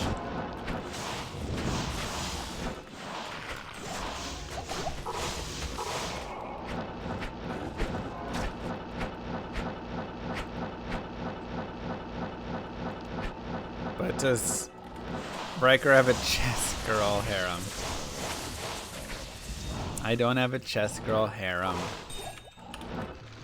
I play chess with whoever's interested, and it's happened to be a bunch of beautiful women. Who is Rhykker? I just got out from under my rock.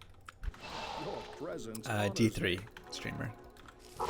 Rhykker probably enjoys the checkers girls. Exactly.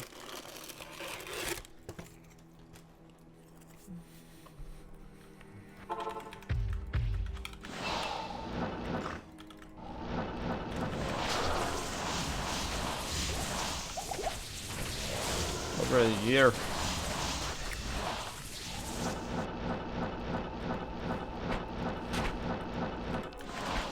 Hey, checkers is a great game.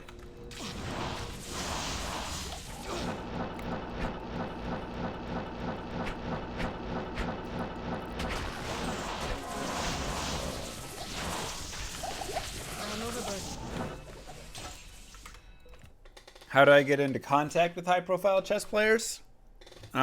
They messaged me and were like, "Hey, Help me. Checkers. Maybe do you want to collab?" And I was like, "Sure." I'm sorry. Hope you feel better. Hey, come on now, watch the back.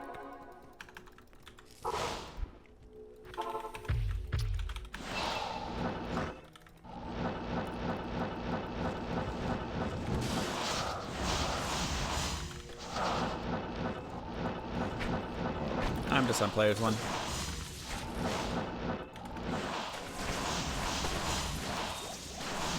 Shoulder might feel better now, but I'll feel it later in life. Yeah, I believe that.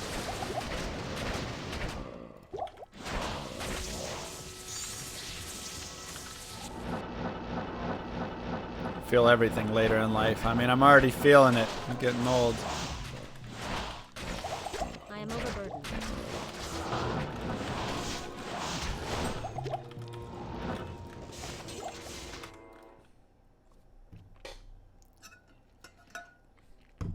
Girls can't resist the fire suit, man.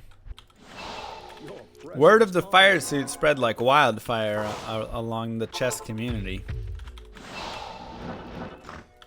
You don't have to be lonely at farmersonly.com.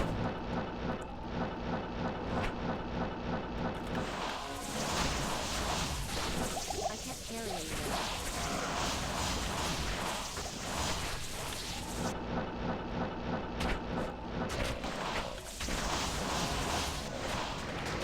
Another war staff. It's like 3 war staffs and a rune staff already. Just got Viper Magi. Nice. First run. Sick. That's so good. Where can I take you? What kind of endgame would I add to D2? Honestly, a lot of stuff like Median XL has. Yes. And Magnus Carlsen wore a fire suit shortly thereafter. Except his was way better, of course. Of course. I mean, it's Magnus Carlsen. What do you expect? You can farm Death Fathom right here. Ancient Tunnels. Pendle also works.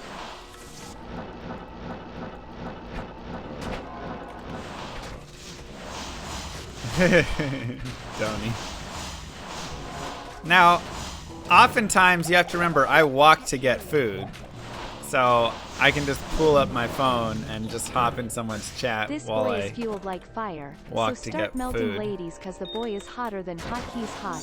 Hot, hot. Hot, hot. The right size, right build, right hair, Yep. right on. Uh-huh. Thank you.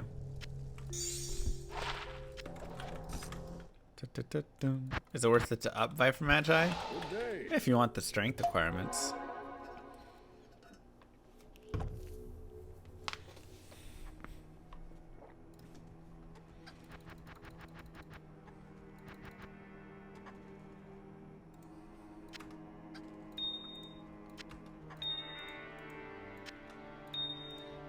Ba-dum-ba-dum-dum.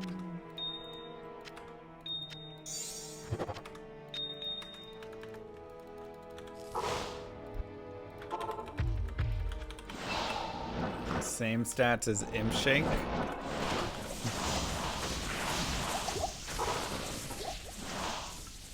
don't think so.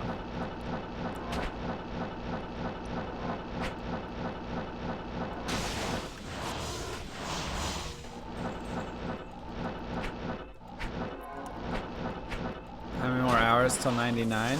Oh, I didn't bring up my thingy.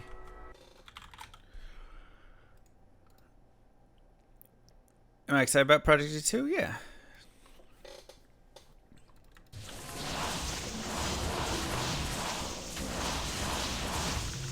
I think it'll be fun. I need a key. Which do I prefer more, Escape from New York or Escape from LA? What's the difference? A gift for you. Are Thanks those for all the movies or mods. what are they? Thanks for all the mods. Thanks for all the mods.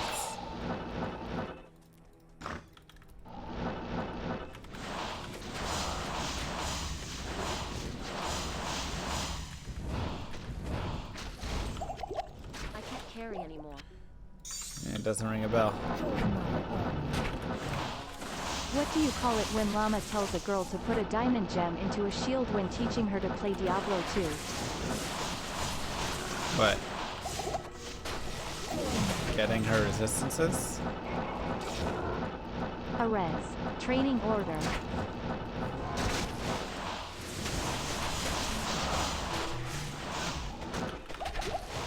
Do you just like sit there in bed at night and just write these down? I'm just curious. What the heck? Wake up at 3 in the morning? I got it! A gift for you. Refill for Identify Scrolls, Mr. Poodle. Got it. Thank you, crew.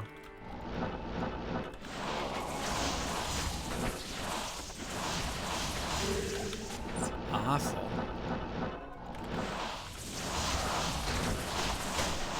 I think if you spent all that time and effort and brain power on meaningful things,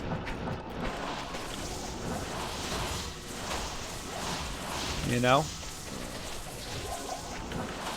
Like building Llama RPG.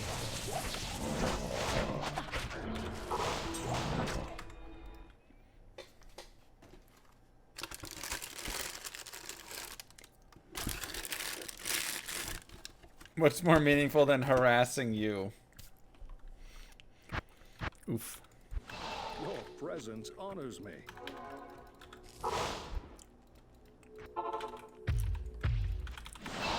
They responded, thanks, sorry.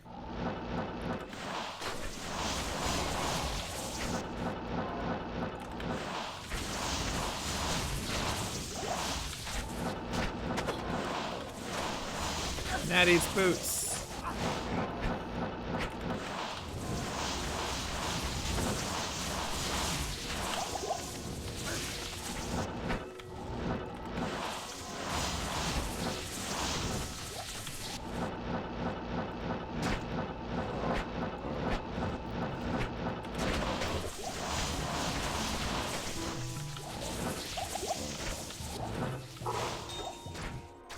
Topaz.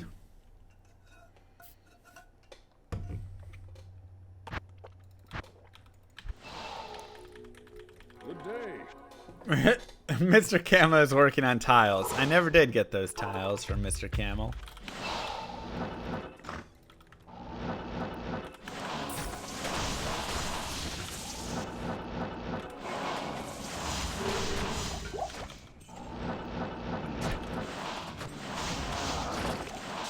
I mean, hey, Llama RPG had a nice little base built. I am overburdened.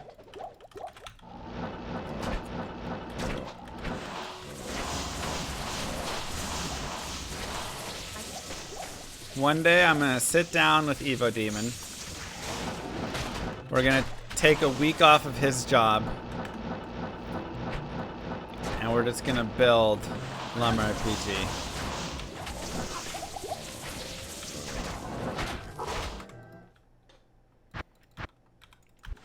Where can I take you? We'll just go 12-hour days.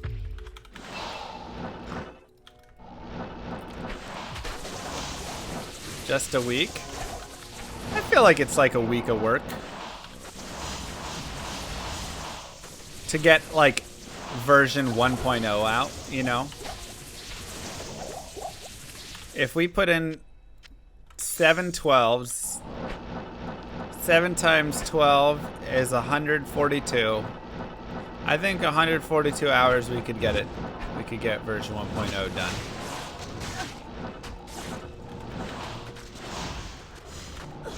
I am over.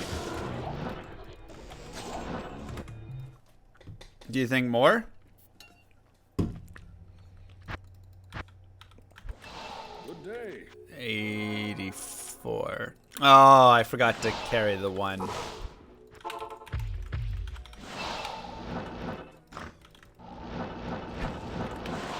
Alright. Well, 84 hours.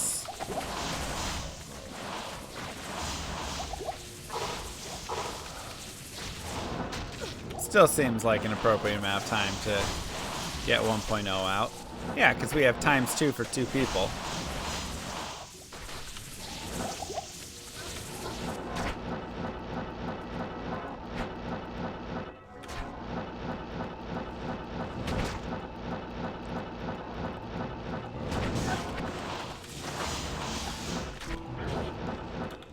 As long as you start selling the DLC before. Well, yeah. Obviously.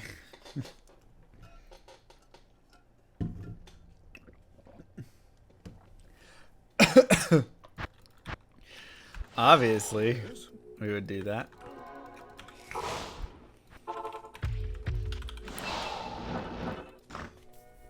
You could pre-order the alpha.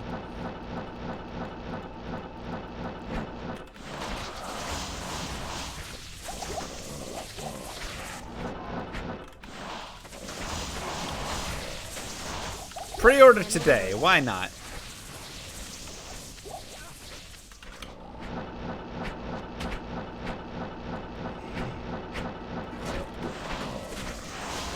How much? What do you think, Evo? $10? $10.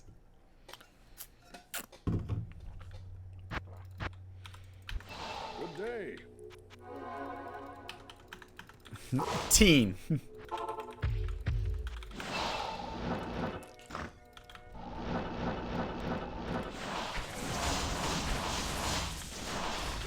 That's right.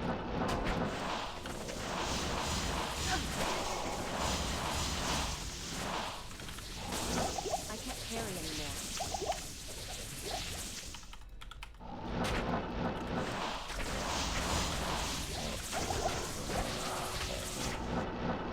What's it rated in terms of violence and gore? Probably rated T for teen.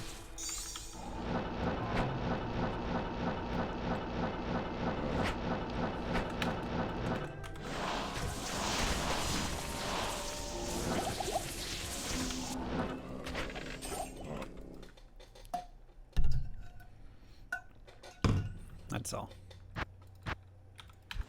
Where can I take you?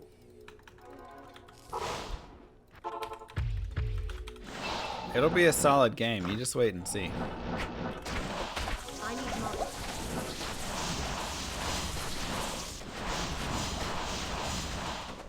I can't carry anymore.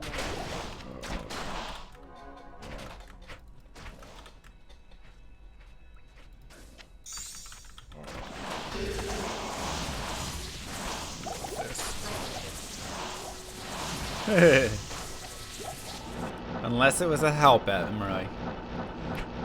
If it was a help, you get a discount.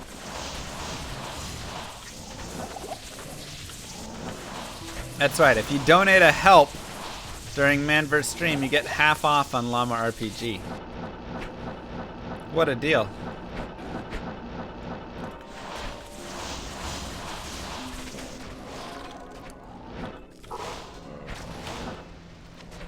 What a deal. Yeah, I'll be doing Path of Diablo Reset. That's on this Friday, right? Okay. Need to remember that. It's okay.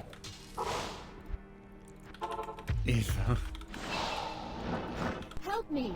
Ladies and gentlemen, if you sign up for early access to Llama RPG, you will get a free sampler of La Musk, as well as some Depends coupons, for the gamer in you. Nothing like putting on a little La Musk before your girlfriend Pre-order comes Llama home. RPG now to get your exclusive pre-order bonus of Team Llama Bucks, which you can use in game to pay the legal fees for taking care of restraining orders. This is a deal like Llama's fire suit. Too hot to miss. Too hot to miss.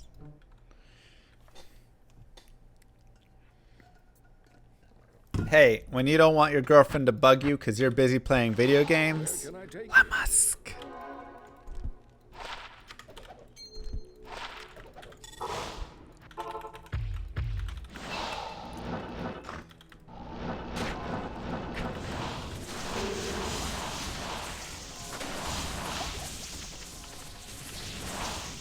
Bro, we haven't found any items today. I guess I could put Whiz Pike down. That's Whiz Spike. That's the best item we got. If you have a girlfriend, why do you need video games? Because nothing will keep you entertained like video games.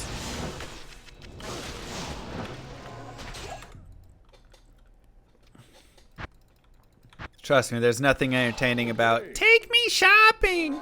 We need to go and hang out with some of my friends. Let's go to the poetry bash.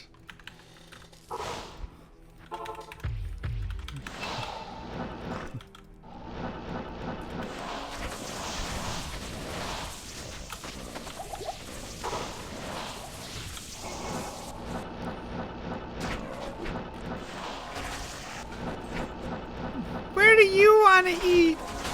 No. Nah, not there. Are you even listening to me? I can't carry anymore.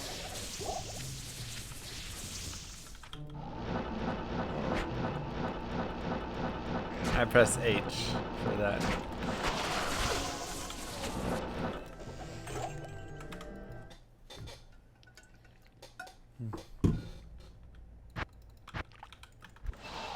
Your presence honors me. All I heard was team. Who needs a girlfriend when you have Golzar? That's right, Golzar will never leave you. And if he ever does, you can just go revive him for 50,000 gold.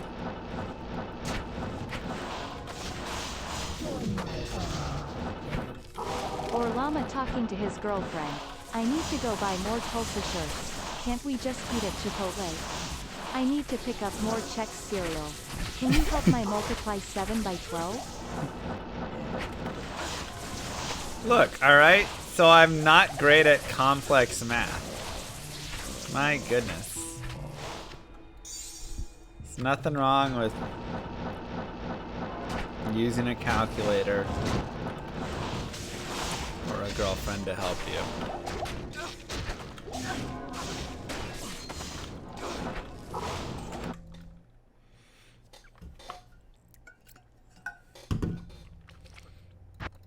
And there's nothing wrong with Chipotle or Chex Mix or Tulsa shirts.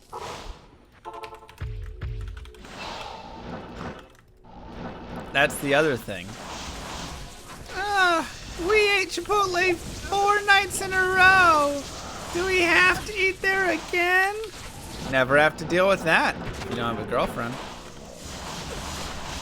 You just go to Chipotle and you order your Chipotle and everybody in the household is happy and thankful for it.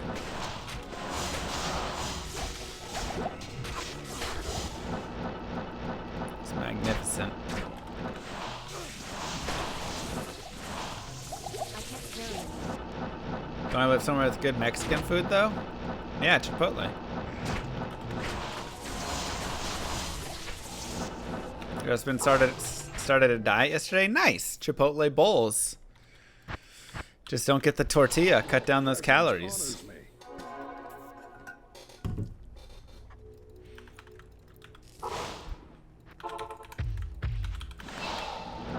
Chipotle salad. One day I'll propose to a girlfriend at Chipotle. Just so she knows that it's me, her, and Chipotle that are really getting into this relationship together.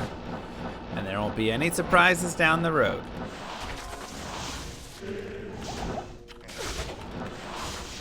It's like people who get married in a church. They're like, we're saving room for Jesus and God in this relationship. I'll get married at Chipotle. We're saving room for a little burrito action in this relationship, alright?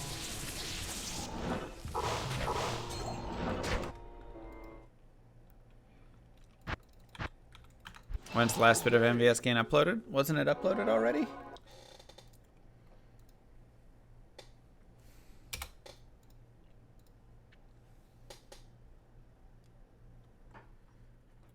Oh, it's titled Part 3 as well. Oh, wait, no, it's the same. What? Huh. I uploaded Part 3 twice. Did I not highlight Part 4? There's Part 4. Wait, let me check. Oh. Yeah, I uploaded Part 3 twice. I guess I'll delete this one.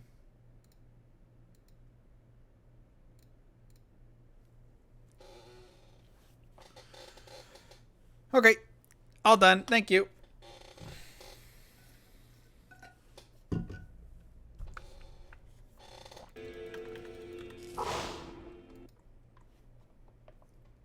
What level did you start getting experience only from MF runs at? What do you mean? I don't get experience from MF runs. Whatever, consider Holy Grail Barb? Sure. Let me go pee 1 second.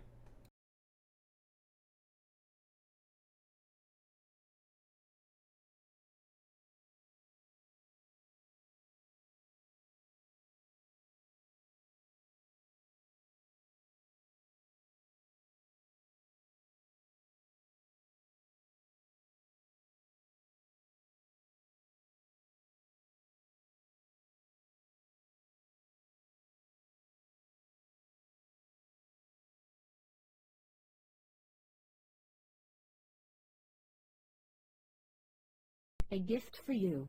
Did Llama go to Chipotle?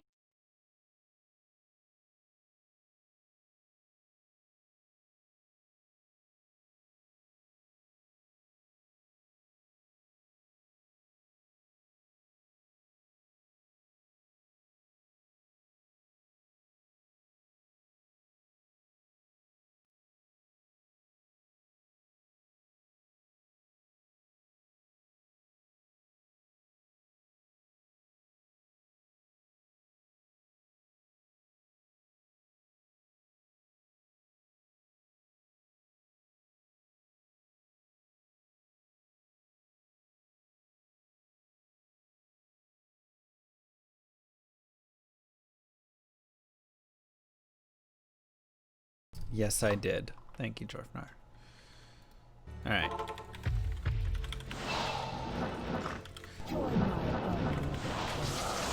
Whoops. Uploaded Part 3 twice? Yikes. Yeah. I guess it's a good thing there aren't 12 parts to each MVS. That would be complex. 7 characters, times 12 parts. That's like 142 separate parts, Llama. I am overburdened. Thanks, Evo. I can't carry anymore.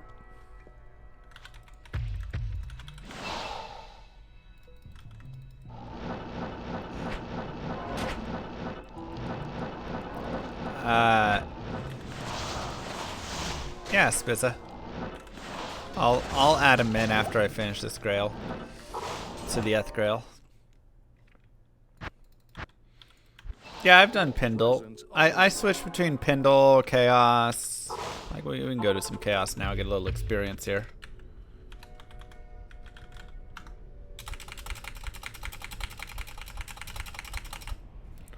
Yeah, we're like halfway to the next tick.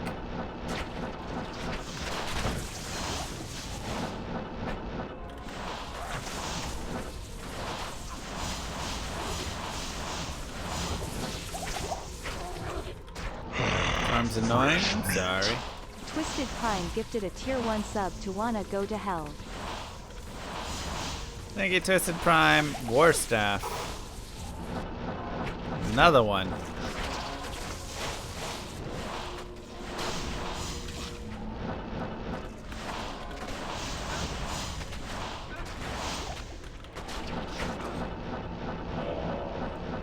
Where is Mangsong?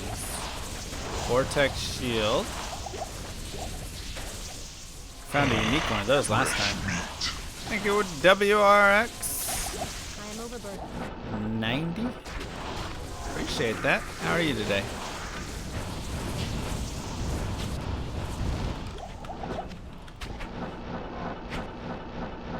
There's a lot of bosses on the way in. Nothing of note today? Yeah, I mean, like I said, we found a Whizpike at the start, but otherwise, really nothing. Super sad day of drops. But, I mean, we have had a couple really solid days in a row of Magic Find Monday. That last one was really good with that Grand Charm and stuff, so, you know, you're gonna have bad Magic Find days. Just the nature of it.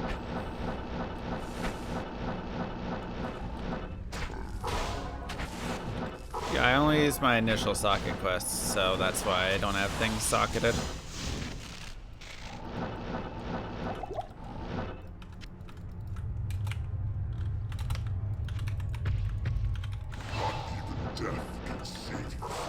Love me an experience shrine for Diablo.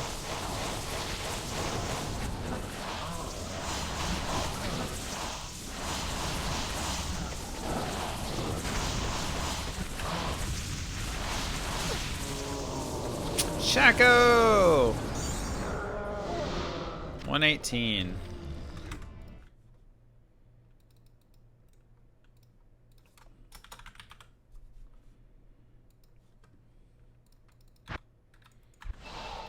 I think about Project Diablo 2's view on handling teleport. The damage reduction piece, seems okay. I'm not exactly sure what the perfect way to handle teleport is. It's such a difficult thing to handle. Honestly, I thought it did really well in 1.0 when you couldn't buy mana potions. That was a pretty decent balance early on, but I don't know what it looks like later, you know. Maybe later on you have enough mana regen that it just doesn't matter in any way.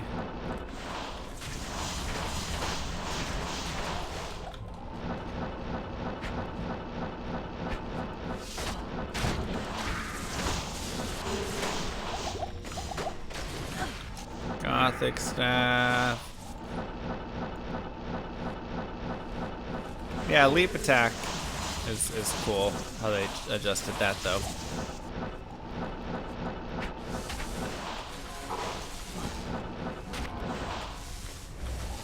We'll see how it goes.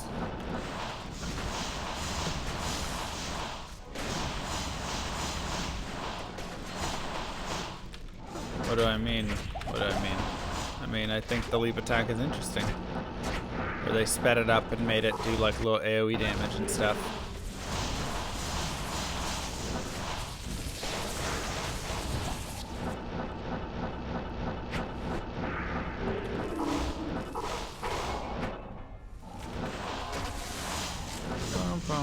I can't carry anymore.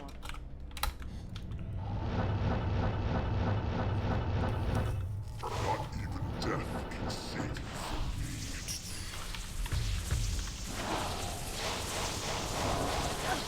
Fight.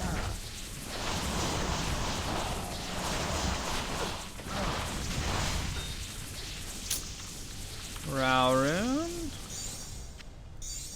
1.0 Grail. I'm pretty sure you just gamble that whole thing. Gambling on 1.0 is ridiculously OP. It's like 3% chance. So just go gold farm and then jamble everything.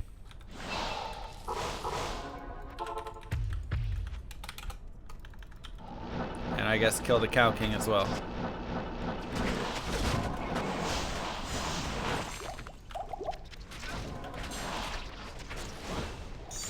No, I'm talking about Diablo 2 Classic 1.0 when I talk about 1.0.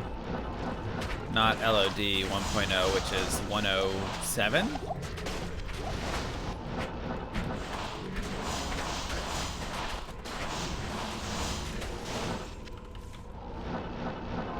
Something like that.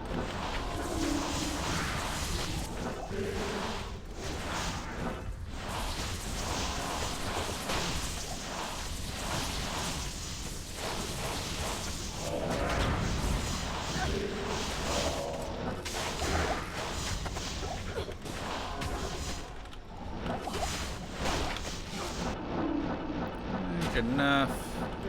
Yeah, man pots were introduced in 109. That sounds right. Take you 2 years to farm all the gold. Think so? I bet there you could do gold find character and it'd be fine.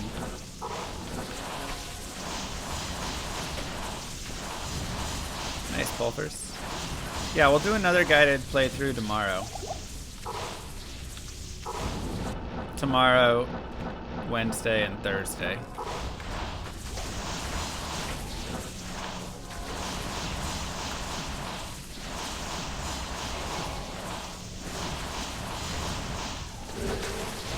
Have I found a 1.0 unique yet? I don't think so. I don't think I found a unique on either of my playthroughs. Oh, wait, no, I did. I found Wall of the Eyeless on my Barbarian. That's right. Help me. Not even death Help. can save you from me.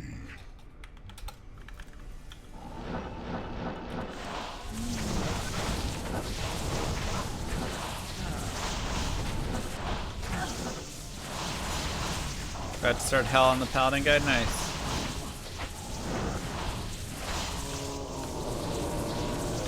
Ornate. Non-ethereal.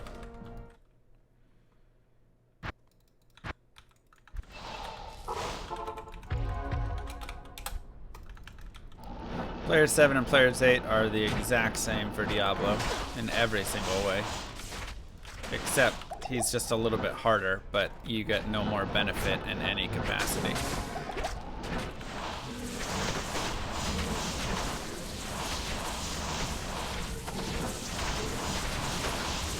I am overburdened.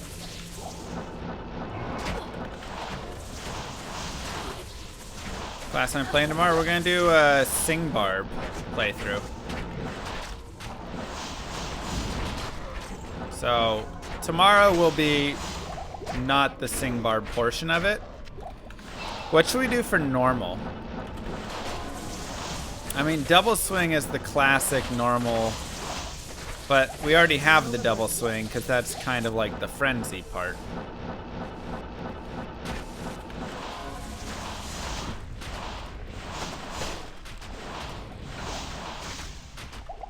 But I don't know if there's another build to start with. Besides double swing. Throw barb? We did actually do a throw barb through what, Nightmare? What did we do? Lumrune. Oh my god, look at this noob streamer not going in at players 8 all round. Oh my god, what an absolute trash player. Oh my god, unsub right now, guys. Kappa. Thanks, Black Gaver. Just for that, you're not invited to the next duel days.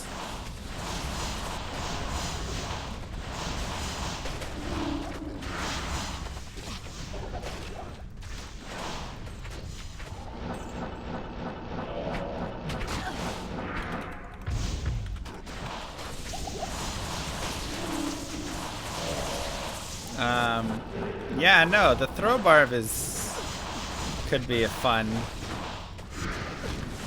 I mean, the thing is, I could technically make a throw barb guided playthrough all the way through hell, but man, that's a slow, long one.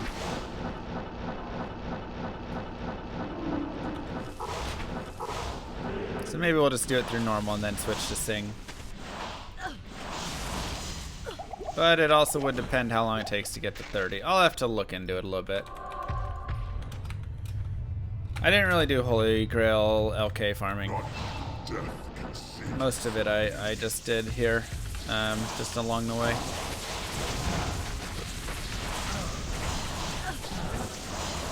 I have not done a passive sign, no.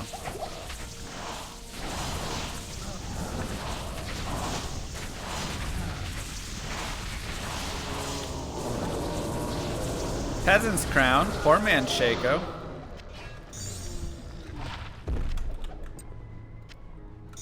Something. Join my army of the dead. Did you see the latest Carbot animation? Episode 3 came out a couple days ago. I didn't fully get to watch it. We should watch it on stream. Oh my god, look at this professional StarCraft player going in chaos with level 98 sorceress. What an absolute beast. No deaths in like 20 streams, man, what a god. 20 streams? Hold on a second.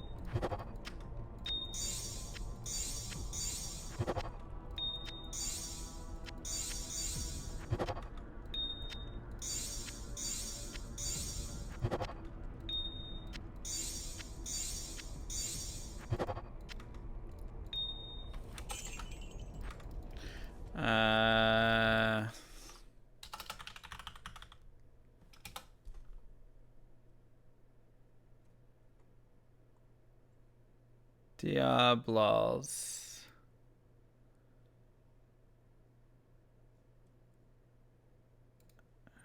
Carbon animations. Hey guys, it's me. It's your best. Hey. I'm being repressed.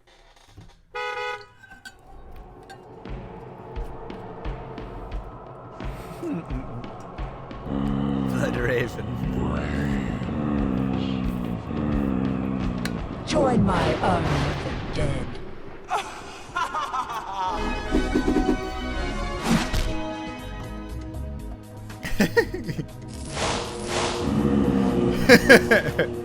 Oh, the famous charge bolts.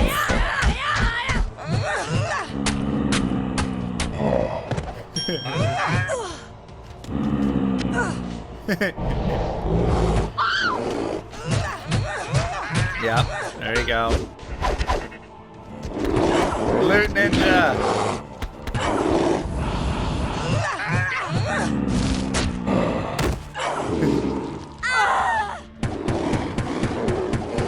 Oh my god, Blood Raven is the most annoying fighter ever.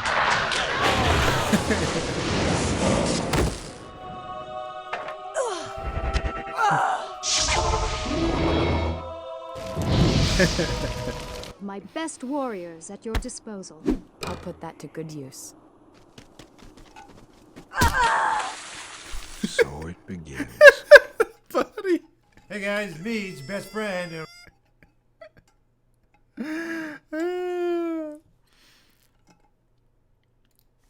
That's good.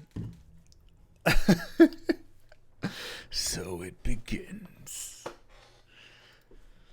Oh, the charge bolts was the classic.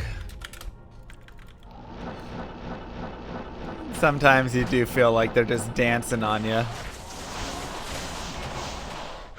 Haven't seen the other ones? Yeah. Yeah, you know that he played a lot of Diablo 2, just based on his videos. Because so much of that you only get from having played thousands, hundreds, thousands of hours of Diablo 2 and experiencing it all.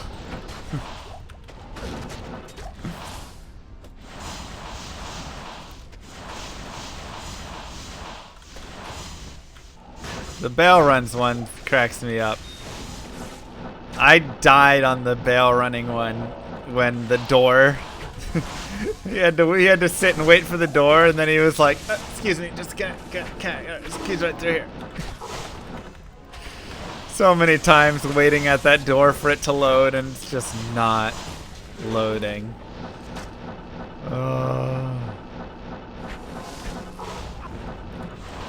Whoa! Oh, the terrible spawn.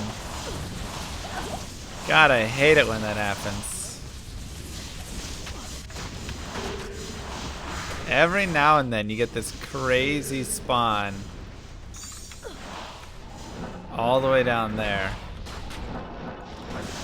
It's called Carbots.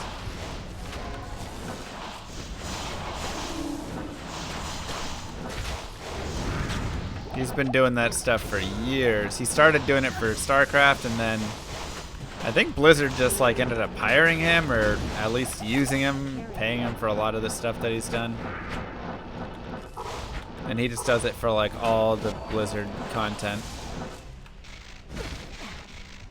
Super talented, tons of fun, and the funny thing is you can tell that he played a lot of the games.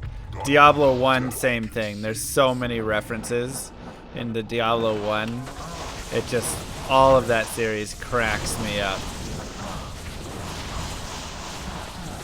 But yeah, so much of it is, you know it if you know it. If you don't know, you're just not going to know, sort of thing, because there's just a lot of small references. When I'm making an Impales on, oof. But if you played it, you know it. Dang, that was 2 to NATO. With 39 to life, some res. Oh, that was really solid. Minus not having any skills.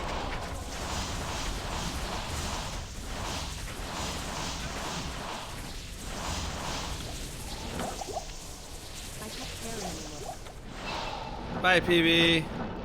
My Merce is using Andy's helm and a Fortitude and Infinity.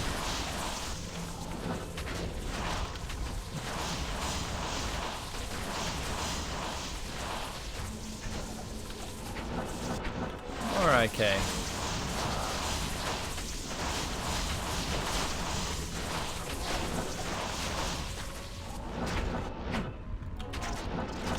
When's the next arena duel? Hopefully soon. They're implementing a lot of new features, like Twitch integration and stuff like that. Yo, solid name. Thank you very much for the raid. How are you? How was your stream? What were you streaming today? Am I on players 7? Why is everything so hard?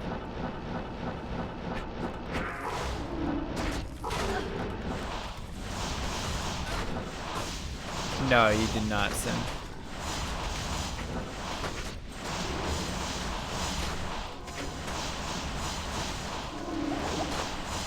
Well, the host and raid number is always slightly different.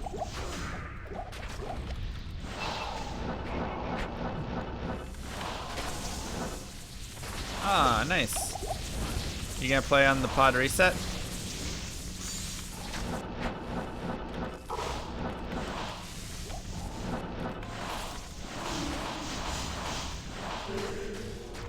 Isn't Fortitude ladder only?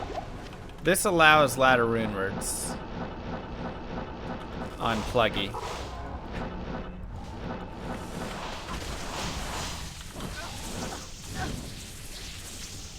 All, yeah, rune words, all uniques, all that. Not even death can save from me. Also declone, Ubers. I mean, you still have to get the runes to make it. I don't know if I call it cheating. It's just I don't want to play online. I want to play single player, but I still want to have the full experience. How do you spawn declone?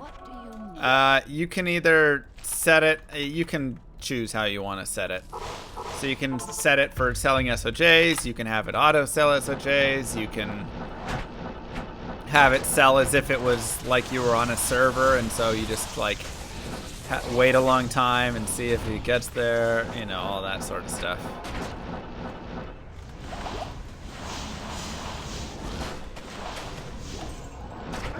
Exclamation mark MF items. Give you that rundown you're looking for. Oh, okay. All right, I'm just getting out of that. I can't teleport. Holy cow, that hurt. Spicy.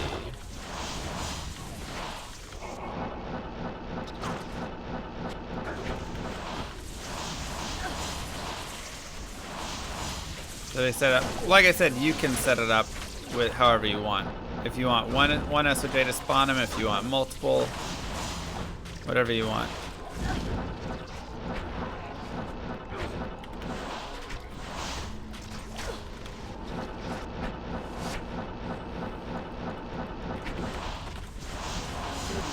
Yeah, set spired helm. I wish it was the unique.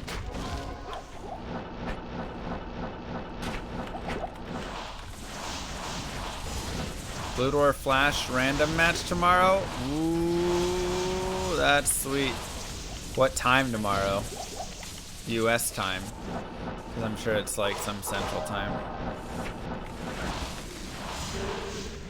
Probably court.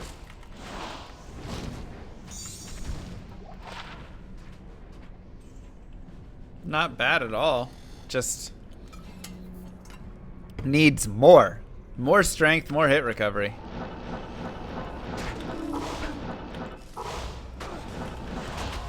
Carlos, I've stuck on Act 4 Hell. Where are you stuck? I mean, I'm guessing Chaos, but how are you stuck? Archon Plate. Rare.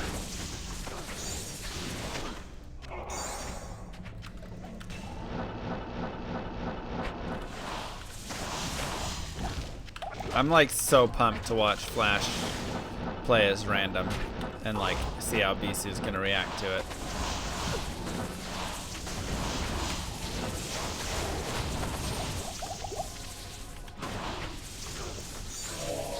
Okay, let's see. Tuesday, 10 a.m. GMT. Because Korea's 13 hours ahead of us. So that's 7 hours from now. So 5 a.m. my time is when it's going to happen. Wait. No, it's... Oh, you said GMT. Okay, so you're giving it in GMT time. Which is still bad timing for me. Yeah, GMT is only 5 hours ahead of CDT. But Korean time is 13 hours ahead.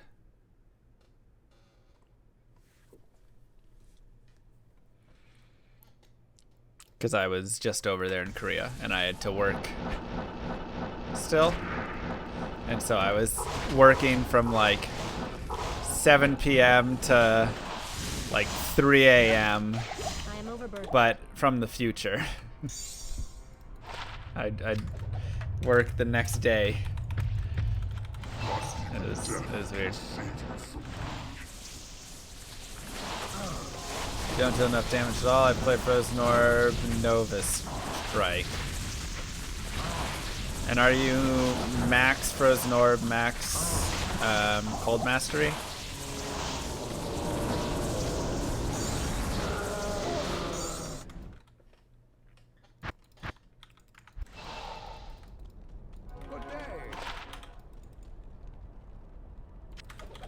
To the traps. Yeah, rip rare Shaco.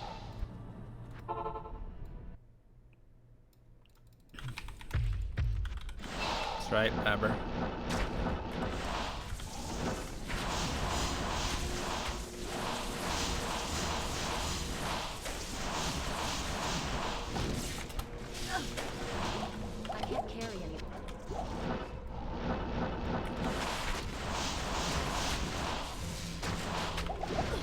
Yeah, I mean, if you have those maxed, you should be able to do okay. If you're really struggling, maybe just go farm a little more Mephisto and get yourself a little better gear.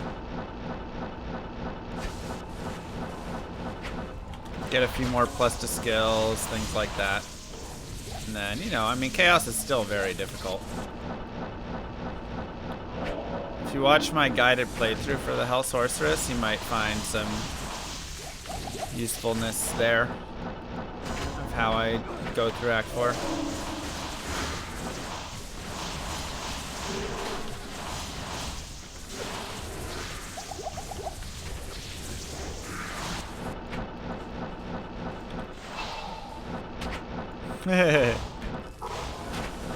That'd be fun, Sin.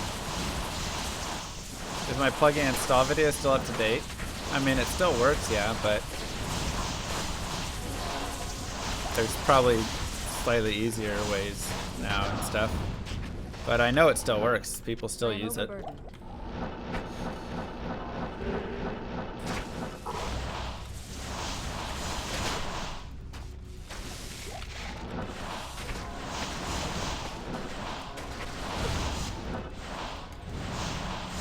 Your Joe staff is the problem.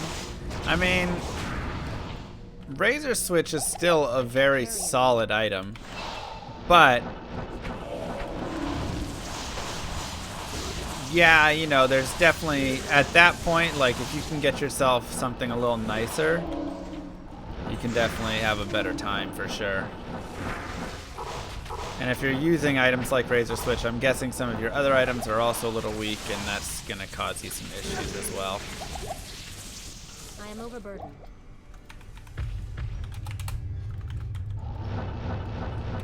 Not even death can save you from me.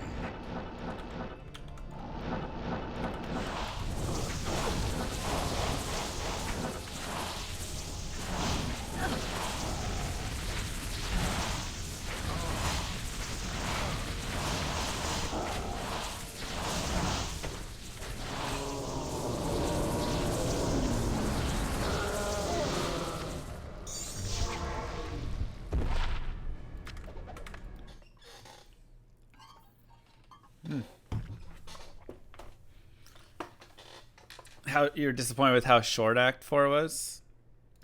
I mean, Act 4 is still one of my favorite acts, but it is very short. But the Chaos Sanctuary is just like gorgeous. It's just one of the most beautiful, difficult. It's like just such a hard area. This is like what a game needs right here. The Chaos Sanctuary. Use !Discord here to go to Llama's Discord. By the way, welcome newcomers. That's right. 1.14d is available in pinned messages of tech support section. 4 to 5 easy steps on how to install the program are written. Perfect, thank you. Yeah, it's just so hard. The monsters in it are just brutal. You're constantly being cursed everywhere you go. Thunder Maul, are you kidding? Aw, non-eth. I really was hoping that was ethereal.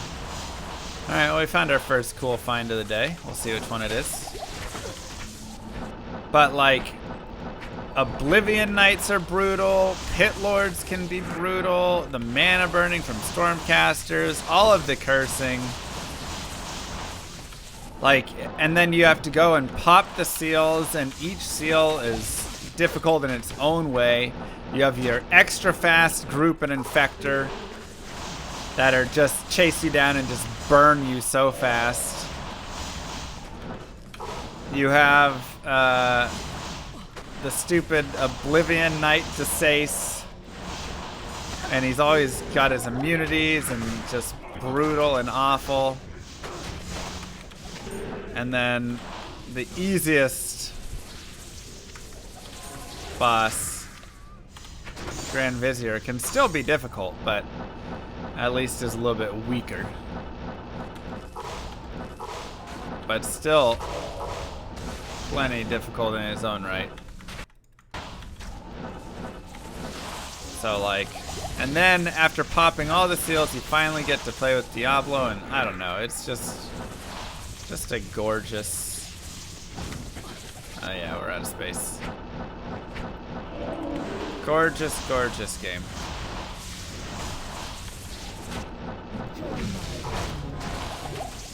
Act 4 has all the cursing. From me, a lot. Yeah, exactly.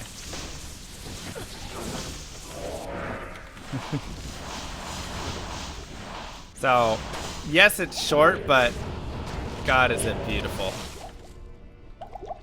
It's all about the Chaos Sanctuary. Everything else is just kind of like, yeah, it's a thing. But it's all about the beautiful chaos. Not even death can save you from me. And it's a struggle. Always a struggle. Thank you, Evo. Evo Demon gifted a tier 1 sub to 12 times 7 equals 142. They have given 29 gift subs in the channel. The fact that you took time to go and make that is insane. It's just ridiculous. Everything about that is ridiculous. What do you think, chat? Which Thundermaul did we get? It's Earthshift Up Cranium Basher.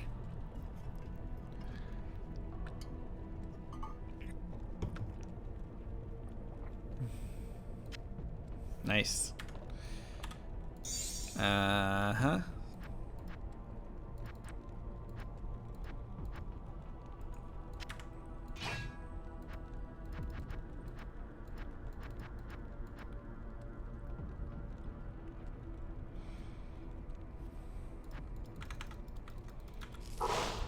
Another one.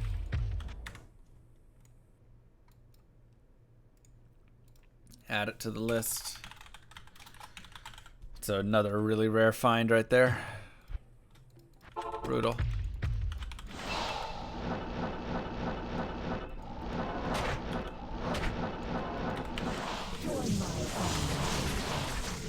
Welcome to the beautiful and colorful Chaos Sanctuary, where Oblivion Knights curse you. They go kill this filthy bleep.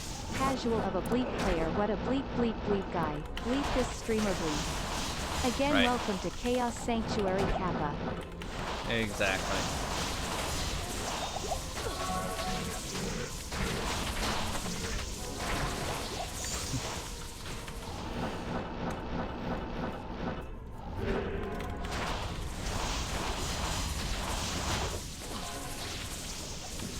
Exactly.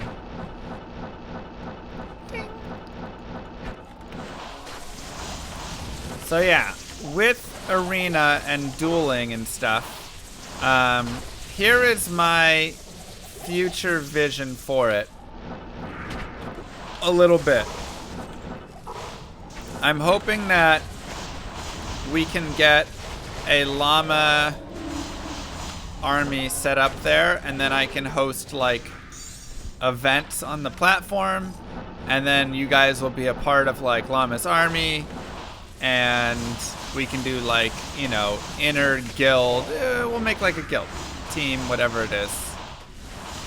And so like every week we can have like fight night or something, and we'll just have dueling and all sorts of stuff like that.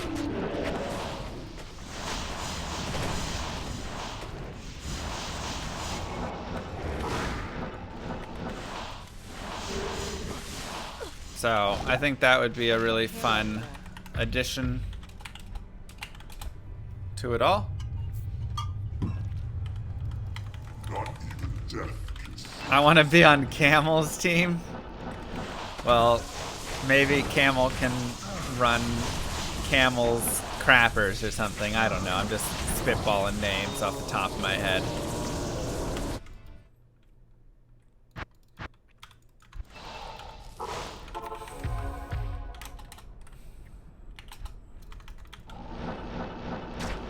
Yeah, I won't talk about Llama Fight Club, but we'll have Llama Fight Club, because first I have to talk about it to promote it, so I guess we will talk about it. And then we won't, but first we will.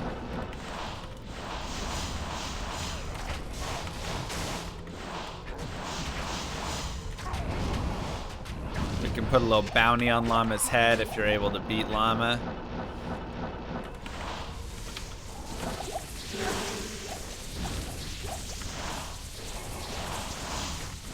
It was Cranium Basher.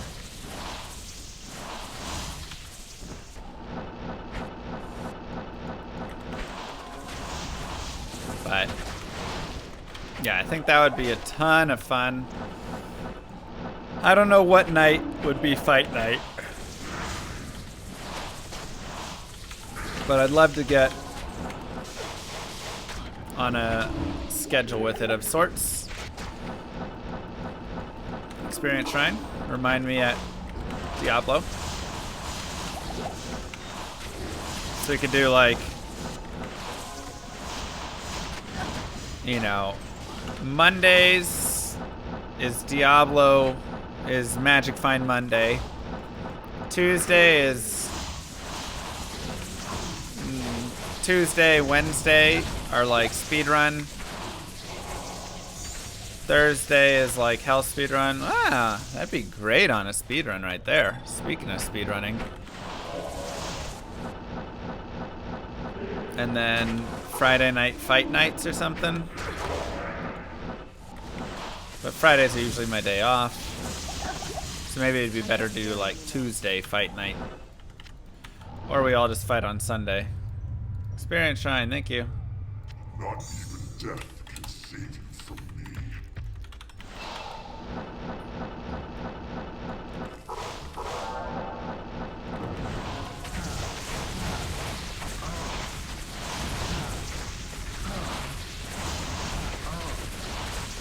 Yeah, Rowrun. Another peasant's crown.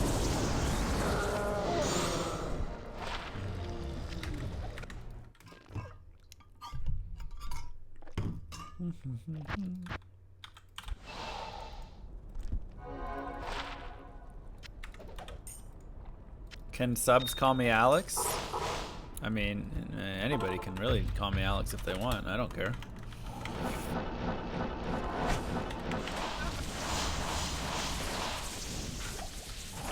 Ooh. Nope.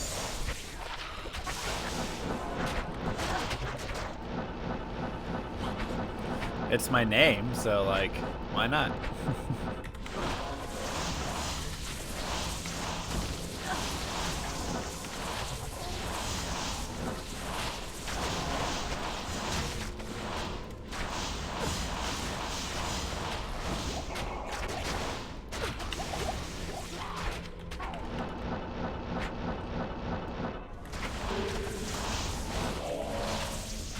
Can we call you out for dinner?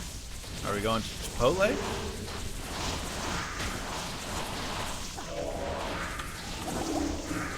And can I get the guac?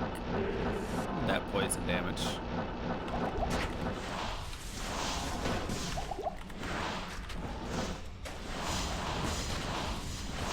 Alright, Sin.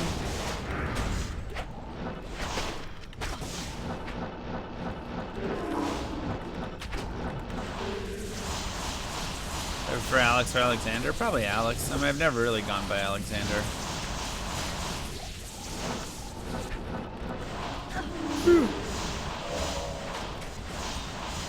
That's Mariah. Yes and yes. Count me in.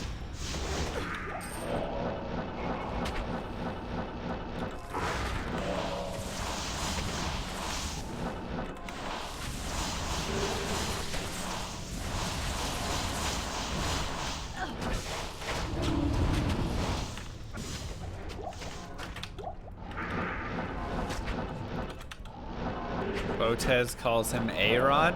Well, that's not true at all. A-Rod. I am overburdened.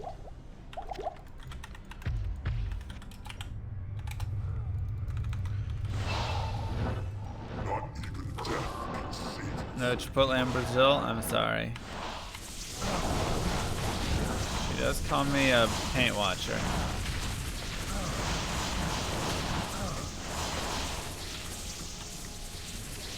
If she calls me champ, it's only because my chess skills.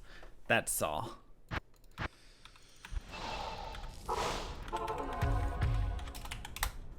No Chipotle in Hawaii?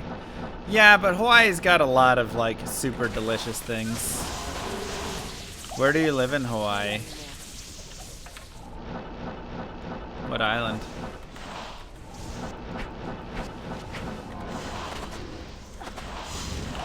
Anybody ever call me the Pog Champ? You know it. That's a little dangerous. I'm just gonna get away. Downtown Honolulu and Oahu. Yeah, see, that's not even fair then, because you've got that shrimp shack on the right, on the far east side of the island, or north side of the island, excuse me. Oh my God, it's so freaking good. Are you kidding?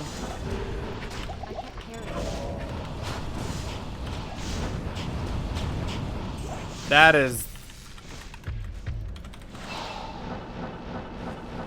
is like the most delicious. That's the Chipotle of Hawaii right there. I'd go there every single day if I could.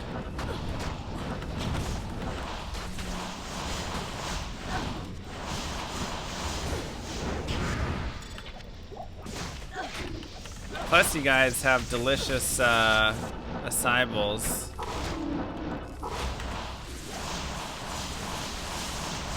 The only downside really about Hawaii food is how much spam is a thing down there.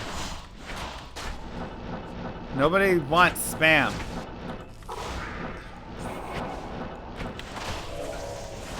Stop trying to make spam happen.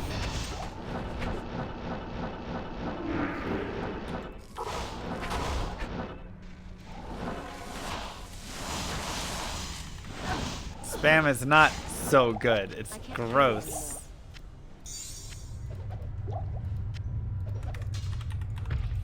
Not even death can Infector, Desace, and Grand Vizier are weird in their TCs, so they can't drop what I'm looking for. The other bosses can.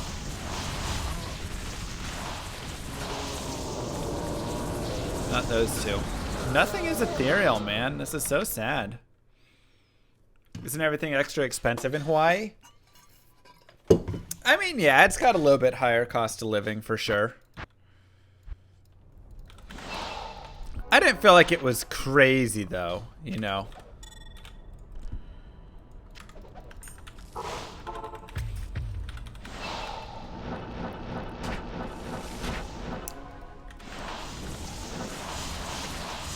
Like, it was definitely more expensive. But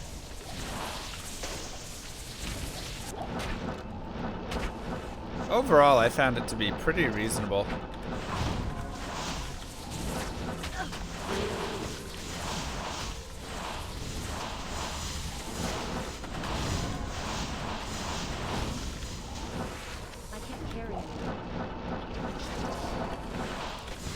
Yeah, location's also probably a huge thing. I went and stayed with a friend who lived in Hawaii, so you know, we were able to go to a lot of local places and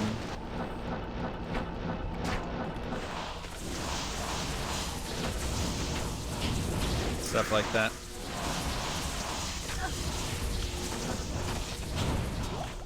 I am overburdened. Complain about all the tourists.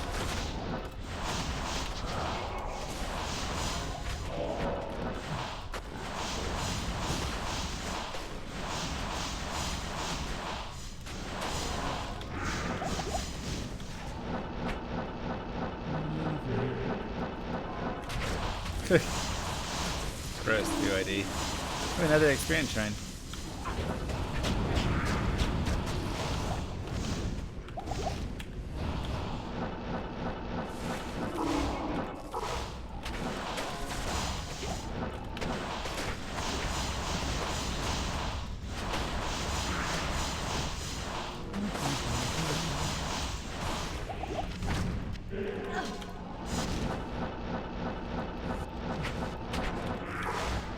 Come on, Mang songs.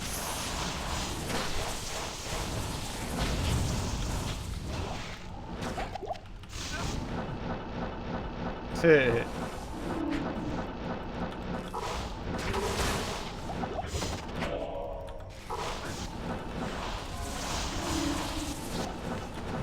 long have you lived there? I want to go back, man. Why it was so fun. Just gorgeous, you know? Just like insanely gorgeous. Not even death can save you from me. Thank you.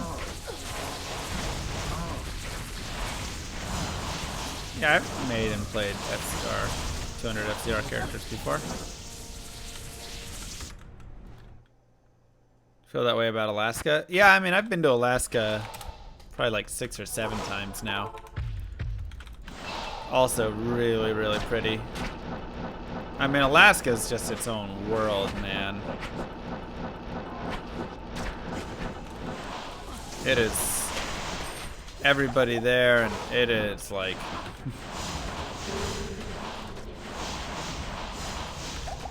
they just do their own thing up there.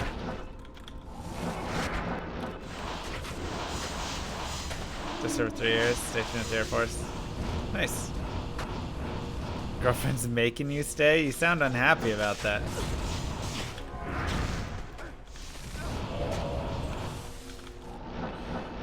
Being forced to stay in Hawaii. Rough life.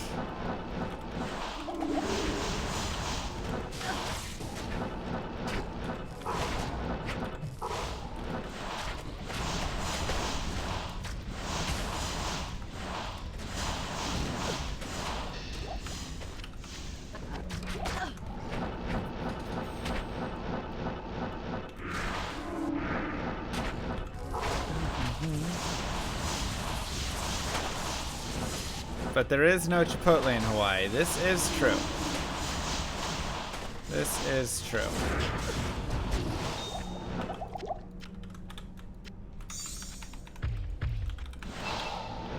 That is a difficult part.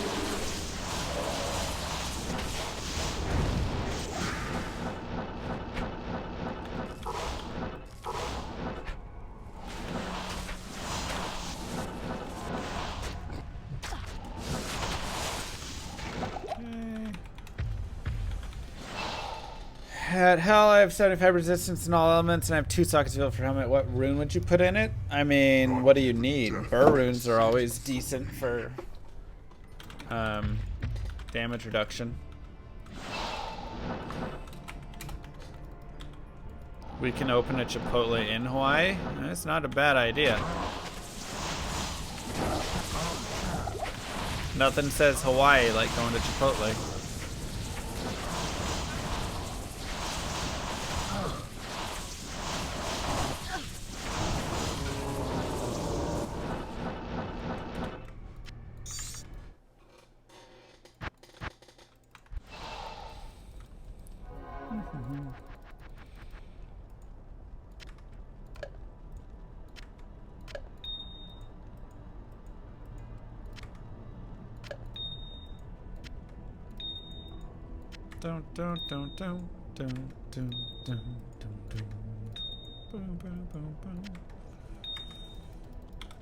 I've been trying for this last item a year and 4 months, 3 months.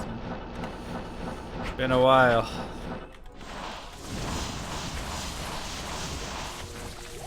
Been a while.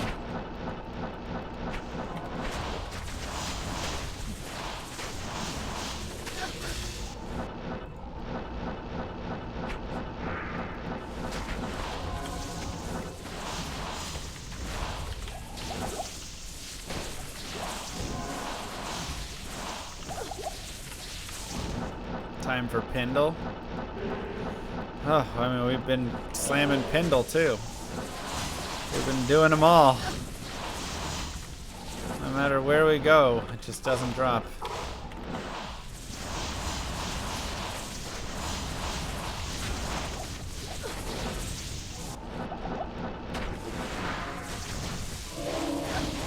It's not dropping. So maybe next week is crazy week where we just MF like mad. I mean, the thing is, my birthday is in less than 2 months. Dang. It's coming up fast. And I need to find it before my birthday. I am overburdened. So we need to go crazy on you. Let me go crazy, crazy on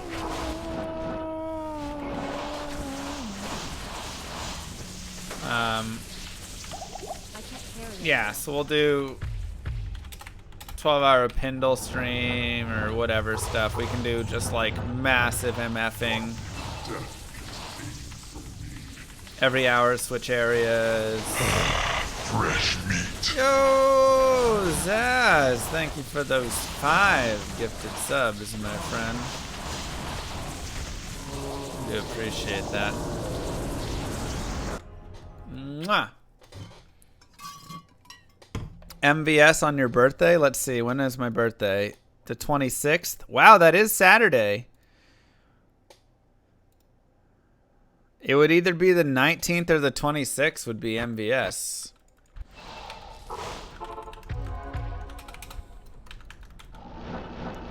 I almost feel like I'd rather not MVS on my birthday just so I can enjoy my birthday instead of feel tortured by it, you know?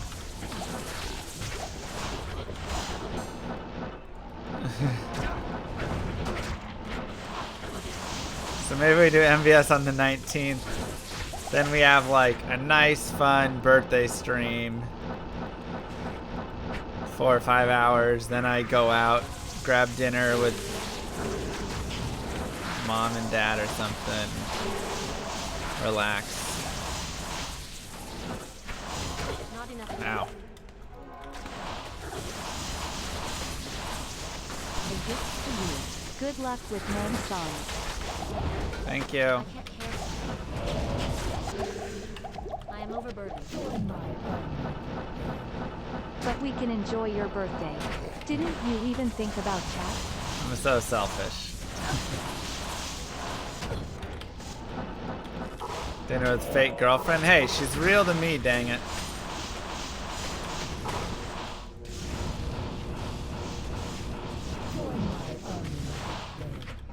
Help Llama Wheel incoming on next season still correct? I Yeah. am ready for that traitor train. Choo choo. It is incoming for next season. Help Llama Wheel. Cannot wait.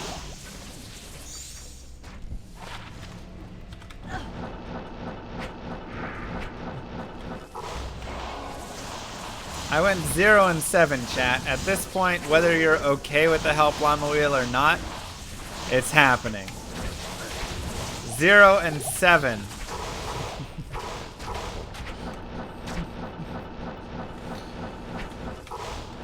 I think it's time for it.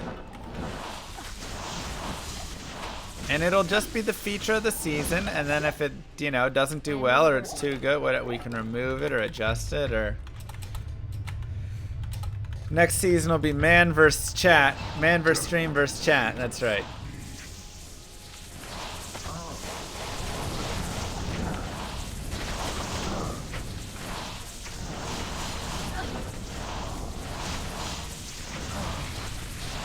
I can't carry anymore.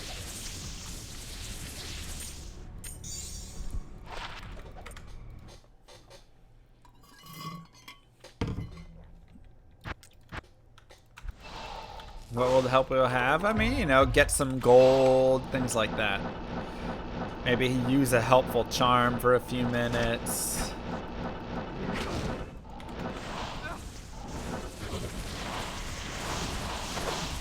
That stuff.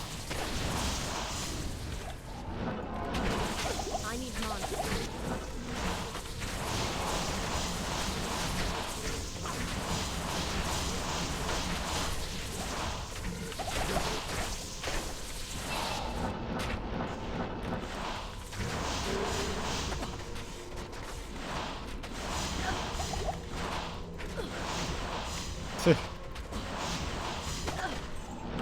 I am over.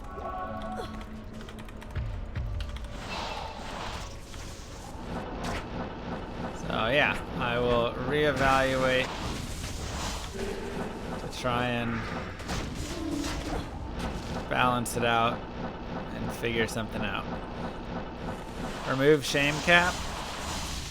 I mean, shame cap was definitely a big reason for us getting crushed.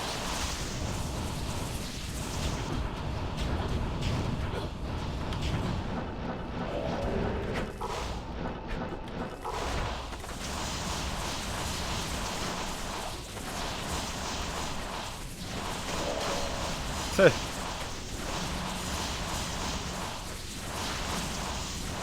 get to use Mang songs as one of the helps. Come on. It's cruel.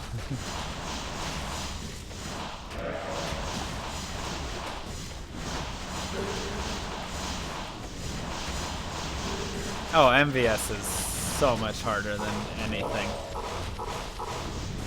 It is insanely difficult. You try playing while your screen is actively being chopped up into different orientations. Good luck. I am over.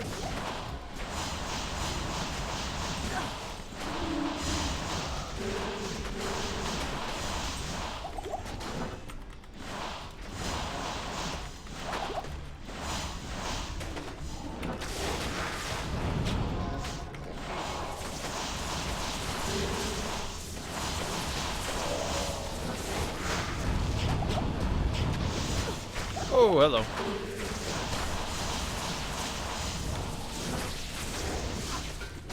True BYD.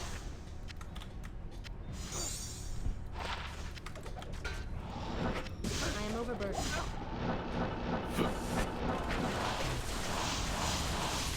Let's give it a little chop, chop, chop.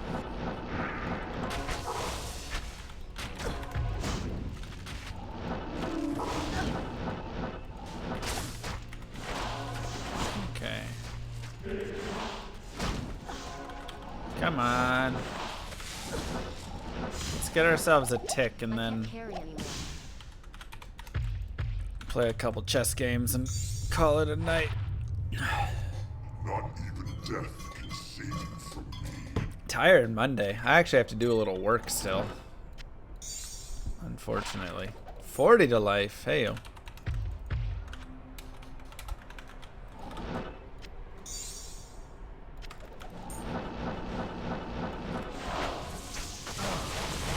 I have the entire slap chop had memorized? Yeah, probably. You actually got a slap chop? Man, I should get a commission. Or Evo. Sure, Aaron.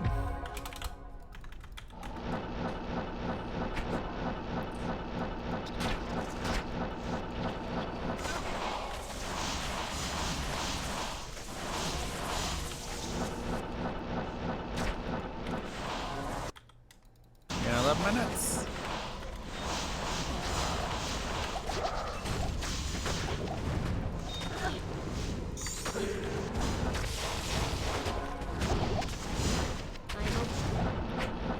Alright.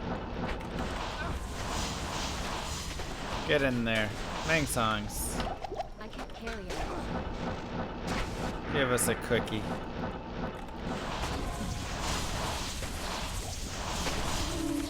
Remoth found his in here.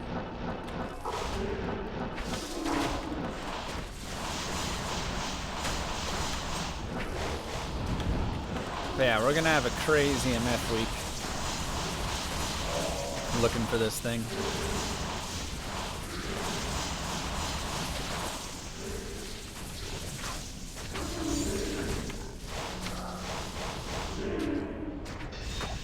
I am.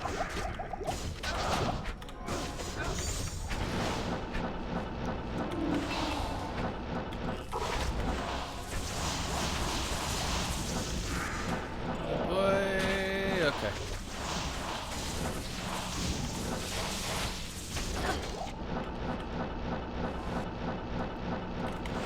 Get him.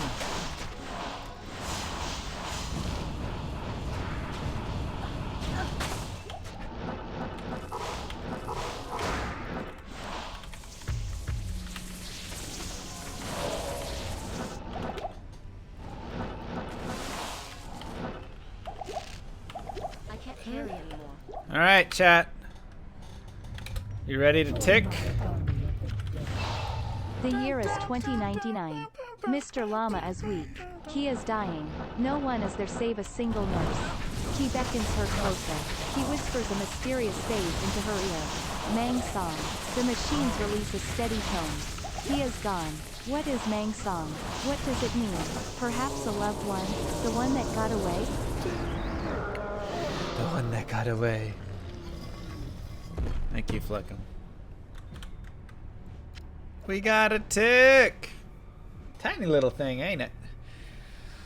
Oh, 83.2% of the way to 99.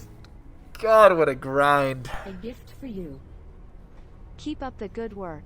When do you plan to hit 99? 2021. No, we're going to hit 99 and find Mang songs before my 30th birthday, which is in a month and less than 2 months.